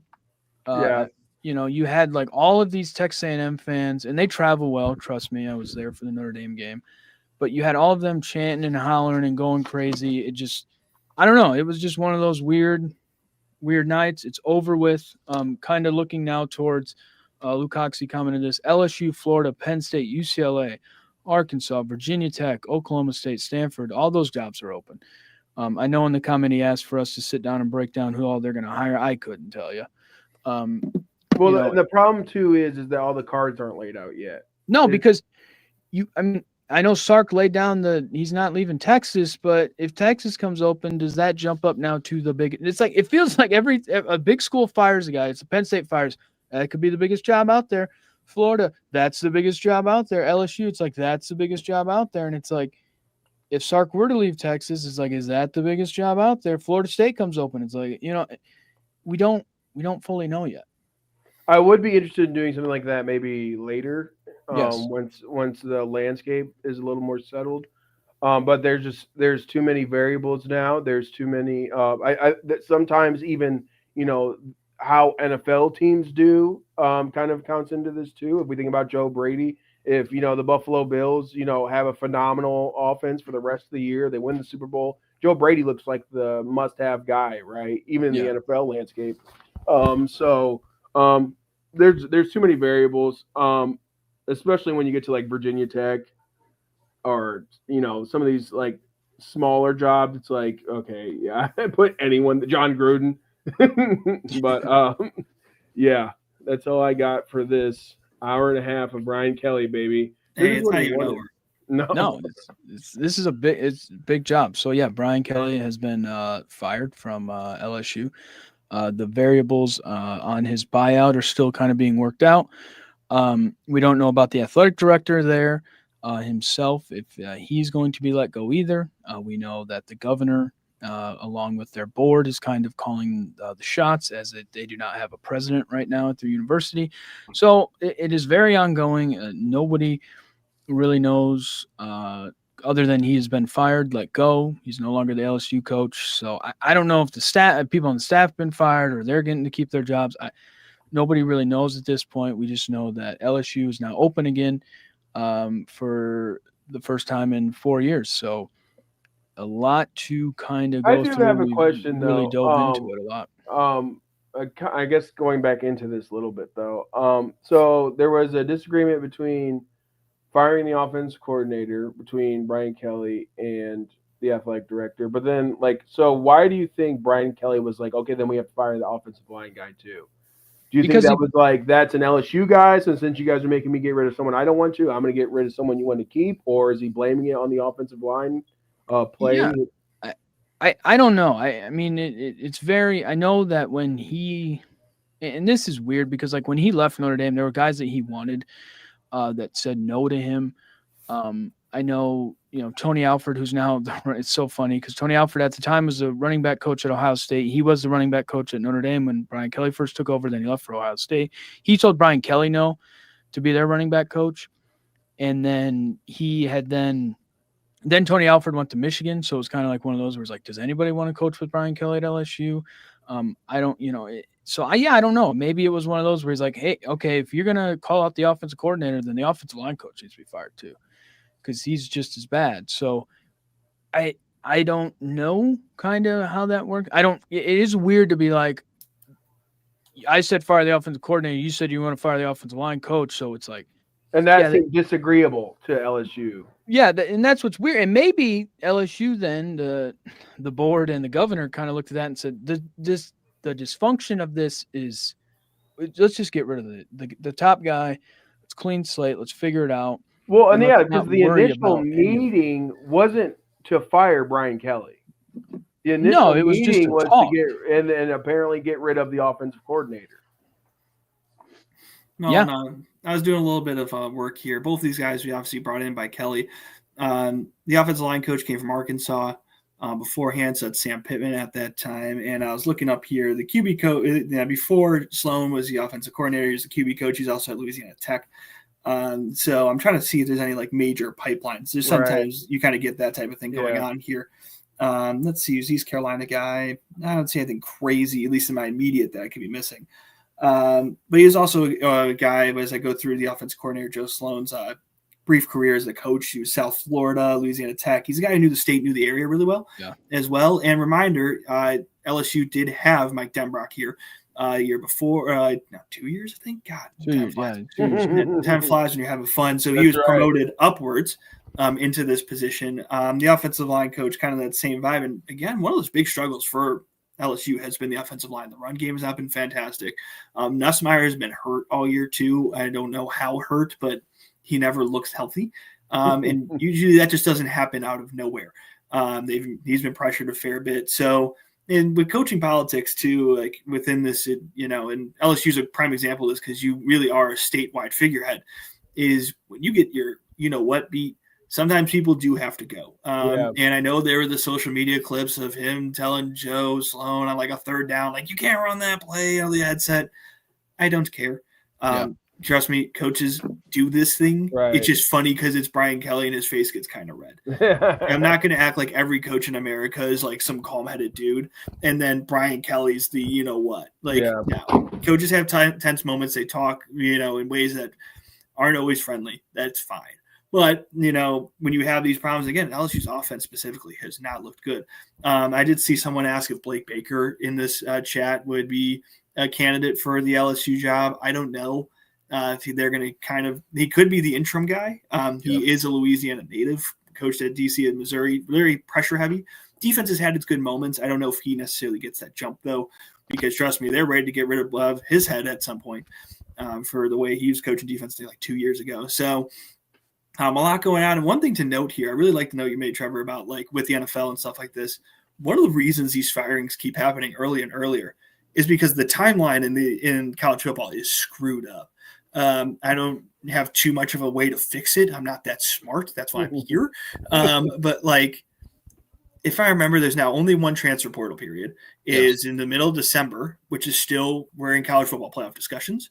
We are in talks here, which also then makes where they go next and where these schools go next so much more interesting, because a guy like Joe Brady, like you said, Trevor, if Buffalo starts figuring it out like they did this week in the NFL and they're in the playoffs, is Joe Brady walking away? He might lose that spot as a candidate, or he might have to jump ship early. It is a very weird time with that in mind, because you don't have it's not fitting in traditional worlds, because on the same token, and a guy who's screwing it up for a lot of people, well, really two, Clark Lee and Kurt Cignetti, because what they've done over time, one a little faster than the other, is walked into a program, brought in their people, brought in players from the transfer portal. Cignetti's the best example of this.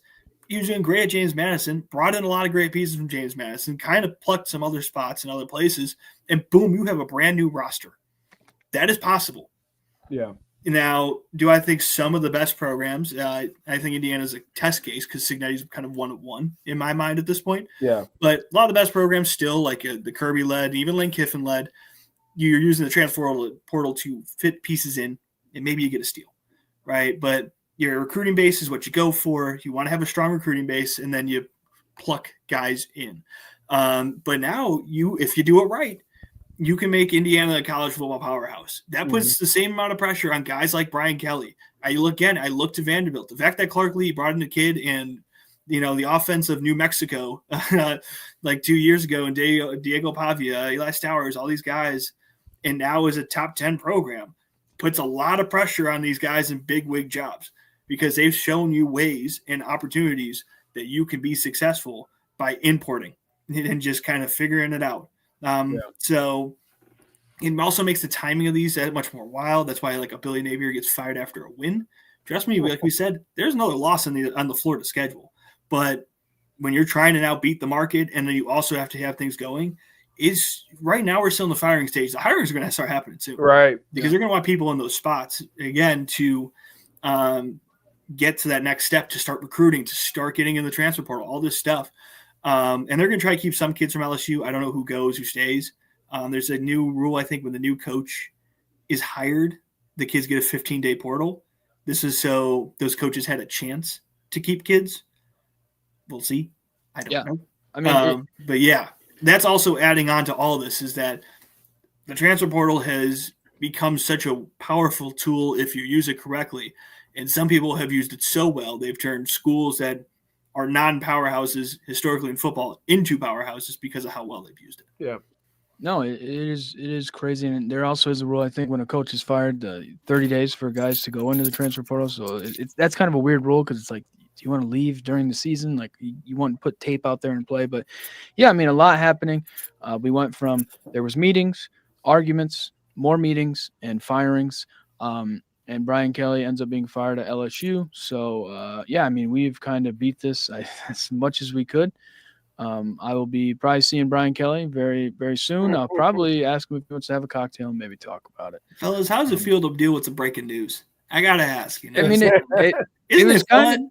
I mean, we've kind of been on top of this, I will say. Like me and Trevor started, we talked about baseball for 5 minutes, and then we jumped right into Brian Kelly. We were waiting for our SEC correspondent, Gerald Hopkins, to show up. He showed up. You should have known when I was there. I was in that meeting. Actually, I apologize. There you go. Yeah, I mean, you're probably like lieutenant governor or something down there in Indiana. Look at you. But yeah, I mean, it is crazy how it's gone. I remember filming an MRE video when Brian Kelly left Notre Dame for LSU, and now I've been live for when he got fired. So it is crazy. I know Notre Dame fans are loving it. I've looked on social media. They are loving it. They're having a great time with it. I will say it is funny, but I will laugh even more when Marcus Freeman says, I'm staying at Notre Dame. I'm not leaving. All right. No, baby. This is the other market here. As Jonathan Foster says, is this just a Brian Kelly show? Well, it's the most relevant topic. We've been on top of it. People have loved it. We appreciate everybody that stopped by and commented. But we will get into other things. I say for this next game, we quickly kind of talk about Ole Miss defeats Oklahoma 34-26. Maybe LSU's next head coach in Lane Kiffin. I would say for me, this was a big win because Ole Miss doesn't really feel like a Lane Kiffin team like you would kind of think Lane Kiffin would kind of be. Like the defense looked good. They got pressure. They run the ball. They're scrappy. It just feels like a different team in Ole Miss with Lane Kiffin. I haven't talked about Trinidad this much since I was in Model UN in high school. Like this is he is special, and even though this doesn't feel like a Lane Kiffin team, it's still having Lane Kiffin moments. This is a game I thought could have been more out of hand, but LSU, Jesus Christ. You talk about him so much. Ole Miss gave them some opportunities. We were talking about like a 4th and 1, like in their own half while they were up that they botched the snap on. But it's tough to walk into a place like Norman and win. It just is. And it was a rainy, weird game. but it played out just like you expected, as in the team that just has felt more disciplined, has been more stable, which is a crazy thing for me to say about a Lane Kiffin and Ole Miss team. Stability has been huge. They got up in the lead here early. They kind of kept it going, and even in those screw-ups, they figured it out. I'm starting to get really curious about Oklahoma. I think they're good. I just don't know how good. They are wildly confusing to me. But this is also a game, I know we'll probably talk about other games too, that had a lot of playoff implications. And now Lane walks in, and it's a winnable schedule. But I will tell you this now because you're going to see it. And, they have this and that. Do not discount the Egg Bowl. Please. I don't care what. Do not discount that game. Weird things happen.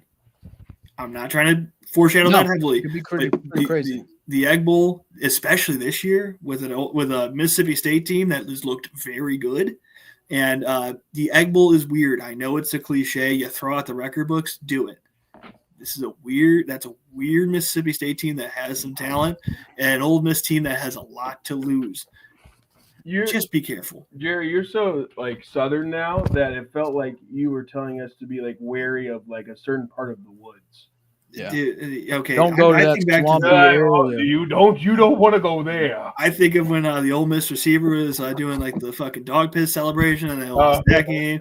In the middle of this, I remember I think of the Hugh Freeze, Dan Mullen days and all this. This is one of those really weird games just in general. And now you have two offensive coaches, but really, if you want to talk about narrative, you want to talk about a game that could bust some things up. It's Ole Miss not tripping up until the Egg Bowl.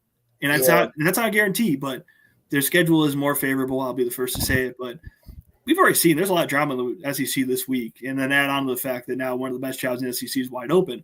It's a conference that keeps on giving. Yeah, it just means more down there, Jerry. I will say, not to go back to LSU, but I did just see that they have probably the consensus number one overall recruit verbally committed to them in Lamar Brown, defensive lineman. He's from Baton Rouge. So that will be very, very interesting how they kind of navigate that moving forward. All right, this is a game that I want to hear Jerry talk about. Do I have to? Vandy beats Mizzou 17-10. Diego Pavia continue. He doesn't the stats aren't crazy, but he just does enough to win. Jerry, I will say you were spot on in the group chat. I said this game's going to overtime. You said next team that scores wins. You were right. You were an inch away from overtime. That final play didn't happen. Is so emblematic of how this game went. Yeah, I was going to say that. Because I think what will sit with a lot of Missouri fans like me is that this is a great game. This is a classic. This is very winnable. And that's what's going to be the hardest part. And now you look forward. And before I look even too forward, there were multiple opportunities here. Diego Pavia played fine. He didn't play great. I think it was 160 yards. He had a pick. He had that rushing touchdown. You pick him off in the third quarter. You're in the red zone. You get there. And then you fail to score, put any points up. And then you get your QB hurt. So then all hope's lost. Vandy takes the next possession or one of those right after, scores the 80-yard tutty. All right, great. This is not going well. Matt Zollers, I thought it was Zollers. I don't know. I'll find out in the next 3 weeks. Matt, he played good. Exactly. Now I'm sitting here and remind you, this is you want a name to remember. Last year, Missouri's backup was Drew Pine. So when we went to backup QBs, big upgrade. We went, it's Drew Pine. Now, Drew Pine still beat Oklahoma. I won't forget that moment. But it's we're going to QB3 because QB2, Sam Horn, now Dodger draft pick, tore his leg up in the first game of the year. Same thing that happened to our kicker, which, if you remember, in this tightly contested game, missed a 30-yard field goal with a good old doink. All my sports worlds are meshing. But even with that, it's 3-10. Mizzou slowly trots down, gets down here, ties it up. The freshman QB throws to probably the only target he really knows in the freshman tight end tie game. Vandy finds a way to get through, and it's all right, here we go again. And then they slowly creep up, and then this ball, this is just the icing on the cake in this moment. The ball is thrown well, It is a little short. It's all he had. That's what's funny is it's all he had in his And, arm like, at that moment was just short of the goal line. and it's not even this. It's okay. At first, this is ruled incomplete, whatever. And then you start watching the replays. And, like, this angle, it looks like, as I point to the screen, like you can see what I'm pointing at, is like, oh, that ball's out. Okay, fine. Then they take the other angle facing in, and you could see he gets possession. But then this angle comes back, and you go, oh, yeah, he's short. So at the end, everyone's waiting, and you hear on the broadcast, they're like, they might declare it as a catch, but he's still short. Exactly what it was. But this moment was very emblematic of this game. They had their opportunities. You're in the red zone, 3-3. You could score there. You don't. There were other red zone trips that they failed on. There were multiple tripping penalties, which, perfect or not, I'm not going to sit here and blame SEC refs. That's annoying because you had your opportunities, and they fell just short. Vanderbilt did just that much more to win this game. And that's also a credit to them. Like, this is just tough because Dave Matter, who is the Bar Mizzou guy, he's probably the king of the Mizzou beat, put out a nice little column, and he kind of goes like, yeah, this is an all or nothing means world, and you just were on the nothing end because Mizzou's next stop here is back home against Texas A&M. Yeah. Then even that, if I remember correctly, is Mississippi State. Mhm. That's not an easy game. Yeah. Then you go to Norman, and then you end at Arkansas. Like, so the hope here is that Matt Zollers gets some really good experience. I do think he had a little bit of the benefit of the fact that there's really no tape on him because he's a freshman who played like 6 downs before this moment, and he looked very good. So there's some hope there.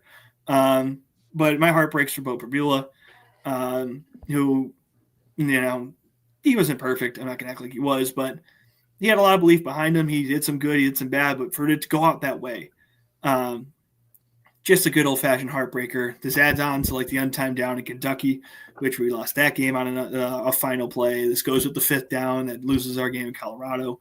I'm like, that's just one of those moments. Mizzou finds a creative and innovative way to lose a big game, and the school that is motto is something to prove has an opportunity to do just that against a very like opponent and comes up just short. Because at least with Alabama, the thought's always been like, it's Bama. Yeah. But this is a Vanderbilt team that at every, stage and spot they played evenly with. Won most of the stats, but it doesn't matter because you scored less points at the end. So a tough one to swallow.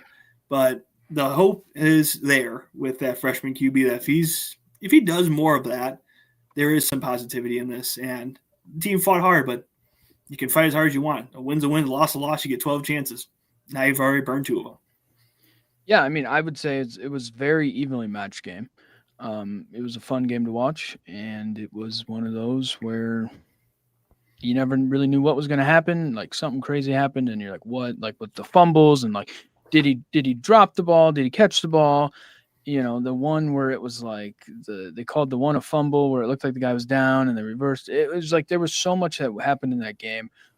Clark Lee has a very shiny head. I learned from that game because they showed it all the time, and he gets very mad very quickly. But no, it was a fun game. I feel sorry for you, Jerry, that you had to go through that as a fan. But it happens. And the season hopefully is not over for Mizzou, but the schedule does get very, very tough. All right, guys, we have some sad news to talk about out of the NFL. We talked about Doug Martin last week, and now we have Nick Mangold today. He passed away at 41. He had complications from kidney disease. He just recently announced that he had the disease like a week or 2 ago. He's a former first-round pick out of Ohio State, played all 10 years with the Jets, 3-time All-Pro, 7-time Pro Bowler. He's also in the Jets Ring of Honor. Some people think he's going to be a Hall of Famer. It just sucks to see another passing of somebody so young. I know Rex Ryan broke down about it, being like, he was injured for my last game as a Jet, and when everybody knew I was going to be fired, and he still wanted to go out there and play for me. So stuff's coming in like that, just with the type of man he was outside of football. But it just sucks to see somebody that battled this disease just recently announced and has passed away from it. How fitting is it that this Jets legend and NFL great guy on this day of pure sadness. And of course, I think I could say for all of us, we really think about this family. We really think about the family. This is tough. Thoughts and prayers, obviously, in this type of moment. But how fitting is it that a Jets team that's had little to nothing, you have this type of news come in, has, I think, at least in my mind, the best win in the NFL this week. Most fun, crazy, wild, entertaining game. I get it. The Jets aren't that good this year. It's fine. But like the little, God might be real, he might not be. I don't know where people swing on that. I'm not going to, enforce those type of religious views. But if you believe in a higher being, moments like this make it very easy to do so and to keep that faith, because this is a Jets team that has looked terrible. The guy was a longtime Jet, Ring of Honor, all these things. Overall, again, every story you hear, it just is positive, especially in these moments. And then they have this awesome, fun, cathartic win in some sense. So, and it's more than a football game, obviously. I don't want to just equate one football win to a great life. But if you do believe in a higher being, you look at moments like this and you're like, yeah, that's why I believe in this stuff. So, again, thoughts and prayers to the family in this moment. It's always sad to see. But you already know the legacy is going to be fantastic, especially in the moments right after how well people have talked about Nick. That's always a great thing, but it doesn't replace a human. And thinking about the family hard here.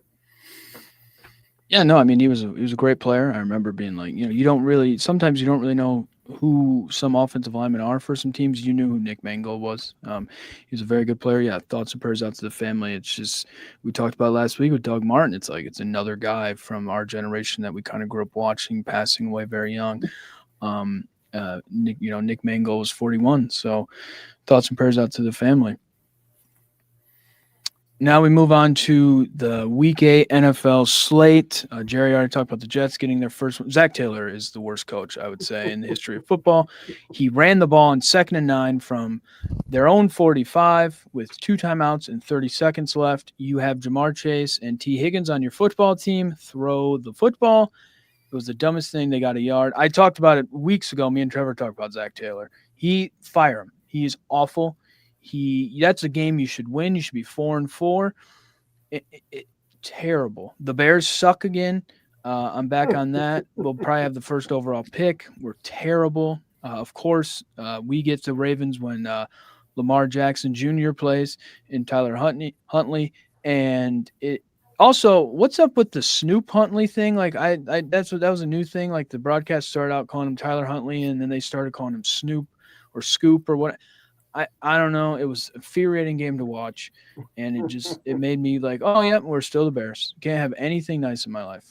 Yeah. You know the memes where it's like the soldier looking into just the blank stare and all this stuff.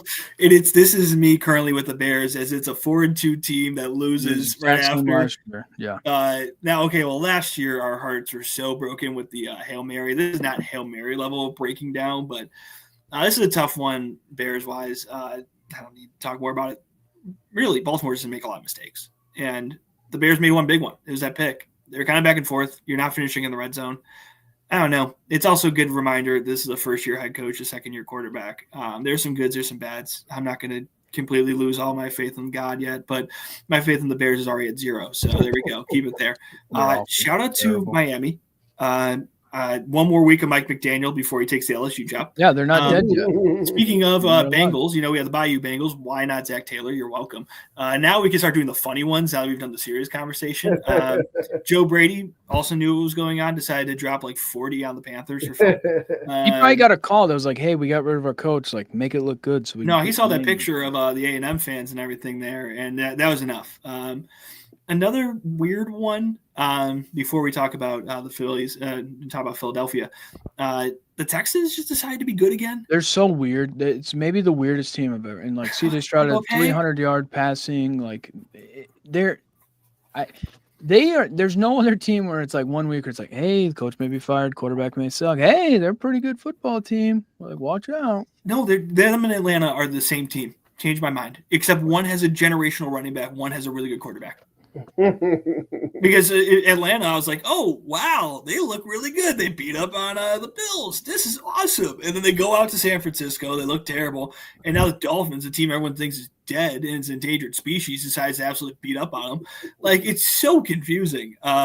Trevor, I've iced you out like 3 times when you tried to talk, so I'll give you all the Eagles that you want. Yeah, no. The Eagles, they look good today. Prayers for Cam Scatabo. That was Yeah, you guys had to hurt him. That was disgusting. Yes. Obviously, Narrative setting. yeah. Obviously, as a rival, it's fun to cheer against them, but you never want to see anything like that. So I hope he's okay. I heard that he dislocated his ankle, which I don't know the difference between snapping your leg in half and dislocating your ankle as far as like time to coming back and playing. But yeah, the Eagles look really good. Saquon finally got going. Jalen Hurts has still been passing very well, probably his best season as a passer. So if we can combine both those things, will be a very hard team to beat. Also had 5 or 6 sacks today, which that helps too. Had a hard time getting to the quarterback. We look healthy. Dallas Goedert looks really good. He's tied for most receiving touchdowns this year as anyone, so that's awesome. Yeah, so the Eagles are looking really good. Finally, they're starting to look like they have some momentum, and it's not so much like first half looks good, second half looks bad, or vice versa. So yeah, very pleased with the Eagles. The Colts are really impressive still. Um, Broncos tore up Dak. Did that game end? Yeah. What was the score to that game? Yeah, so 24. 44-24. Bucks beat the Saints 23-3, and the Colts are 7-1 now after they beat the Titans 38-14. Yeah. I think I saw last week's power rankings from ESPN, and they had the Lions in as the best team in the NFL, and I think it's clearly. I mean, if a team's 7-1, they have the best record in football, so they're the best team in football. Yeah. We'll see. I mean, their division kind of stinks. Jaguars hang around a little bit. Texans are weird, and then the Titans are awful. So Schedule does get a little tougher. okay, so yeah, we'll see. I'm sure that they'll get. But their team is good. I mean, Yeah, no, they're a we good talked football team. about we talked a lot about like Anthony Richardson and Daniel Jones. Like besides the issues at quarterback, this team is really good. They have a top 5 running back, a good receiver core. Their offensive line is good. Their defense is really good. So I expect they're going to shock a lot of people. I know they are kind of viewed as like the best team in the NFL. But like I think they're going to shock people with who they beat the rest of the season. I'm sure they'll end up losing early in the playoffs or something, but it has been impressive. And then we have tonight's Packers and Steelers. Yeah, that game is currently 7-3. Packers up on the Steelers. I think that's going to be Guys, we passed up on the conversation of the week. It might be Shedeur Sanders' time. Oh yeah. Yeah, I mean Dylan Gabriel. I watched the play where he threw it when he was in the end zone. He threw it to nobody on the sidelines, and they called intentional grounding safety. And he was trying to argue that there was a guy in the area, and there was nobody within 30 feet. Yeah, it might be. We might be there. No Flacco no more. He's out there struggling with. I don't even know what the hell happened in that game. Yeah, we already talked about that enough, but we might be getting some Shedeur Sanders. So I don't know how the play call is going to go if he's still miming. That's going to be interesting. But Patriots are also 6-2. Yeah, Patriots are just good. Sneakily 6-2. Mike Vrabel, he's a good football coach, I guess. Really, the most Patriots guy that's not Bill Belichick got the Patriots job, and then we're surprised that the Patriots are somehow figuring out how to play football again. Vrabel I think that it was the consensus when he got let go at Tennessee that was not a great move for Tennessee. I understood why it happened. Sometimes you need changes of scenery.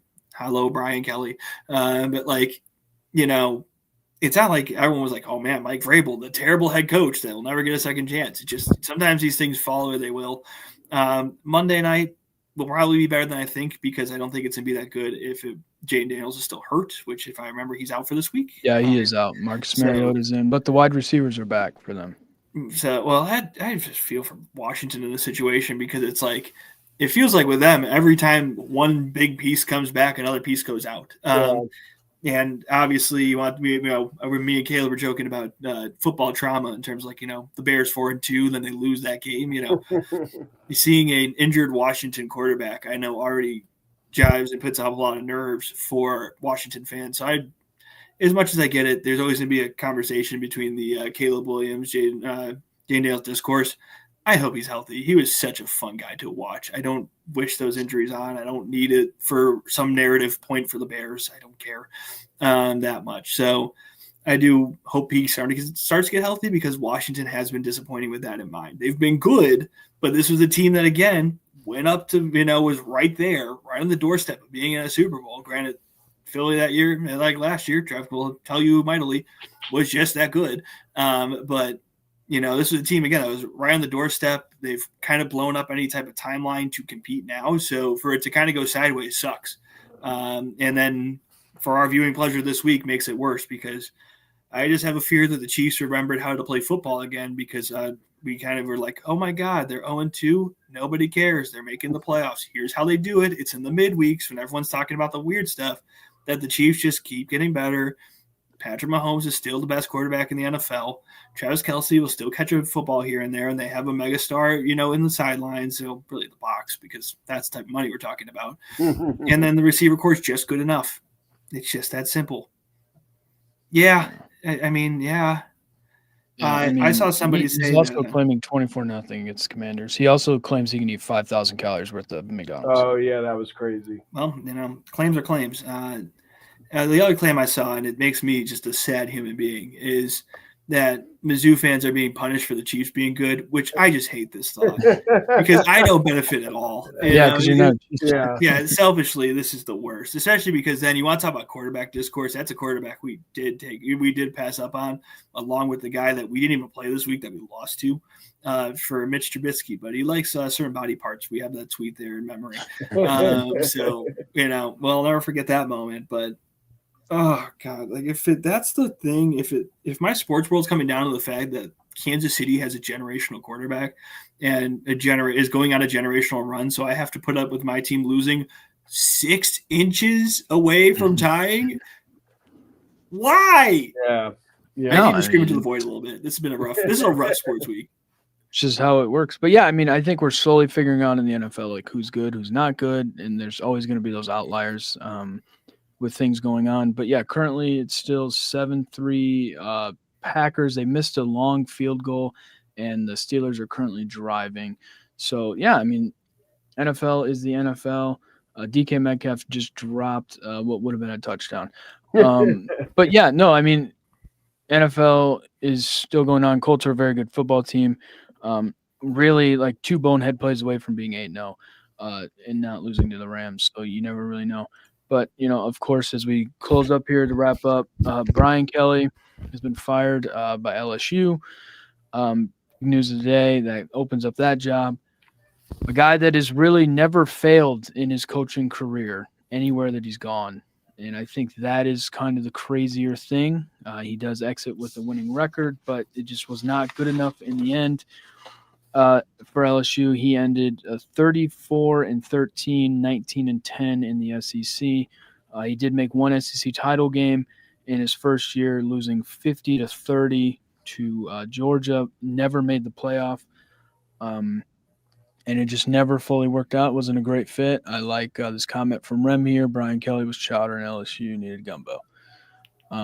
Really crazy. Bruce Feldman did put out a tweet that said, a team meeting at LSU has now been called for, which would have been 8 p.m. Central tonight. Bruce, we've had this conversation, man. It's Eastern Standard Time, which would have been 9 o'clock. Right now. So it is currently happening right now. And yeah, big news. Brian Kelly out. Left Notre Dame to win national titles. Him and his family. I think I'm going to start seeing a lot of his family and him up here with me. Yeah, and we will keep an eye on this. So when we have our show Wednesday, Caleb, if anything else changes, when we learn more about whatever's happening with LSU or Brian Kelly, we will talk about that on Wednesday. So he did attend the team meeting. Okay. There is a video of him walking into the facility. So that'll be very interesting. Matt Freeman, who covers Notre Dame, said Brian Kelly's team meeting for Notre Dame lasted just under 4 minutes, and he left the facility in 11 minutes. So it'll be kind of interesting. I'm sure this one will be a lot longer, but you never really know. But yeah, to Trevor's point, we go live every Sunday. The 3 of us. Wednesday will be me and Trevor. Hopefully Sabrina Hoover from WND will join us this week. She's on vacation with the bye week, so hopefully we have some stuff from her where we talk Notre Dame moving forward. We talk the LSU firing of former Notre Dame coach Brian Kelly. But yeah, lots going on. And, I will say the biggest thing I think that we're learning with these schools, with these boosters, with some governors is there's no patience anymore in college athletics. Hey, the carousel starts and it keeps spinning. It's either you're going to get on one of the horses or not. So watch out, Mike Norvell. Yeah, I mean, I think Florida State's going to open. There's no doubt about that. So it'll be interesting to see what other jobs. Sark, like I said, shut down the rumors, and it really pisses him off that it's brought up. But there was Hi, reports Hugh. that he may be wanting to go to the NFL from Texas. Hugh Freeze at Auburn. There's so much. We don't know if other guys are going to leave other schools to continue carrying. So the biggest domino so far has fallen. Hi, Luke. And that would be, I mean, Wisconsin. It's gonna It's continue. so fun. This is just gonna fun. be. Last year was like, oh, nothing's happened. This year, everything is happening. So yeah, we appreciate everybody that stopped in, everybody that commented today. It was hectic. It was wild. We were in the middle of it, guys. 2-hour show. Allie had 90 minutes of it. We're in the Michigan locker room, and we were in the middle of Brian Kelly getting fired at LSU. We just Yes. Supposedly you guys talked about baseball at some point too. Yeah, that was like 2 hours.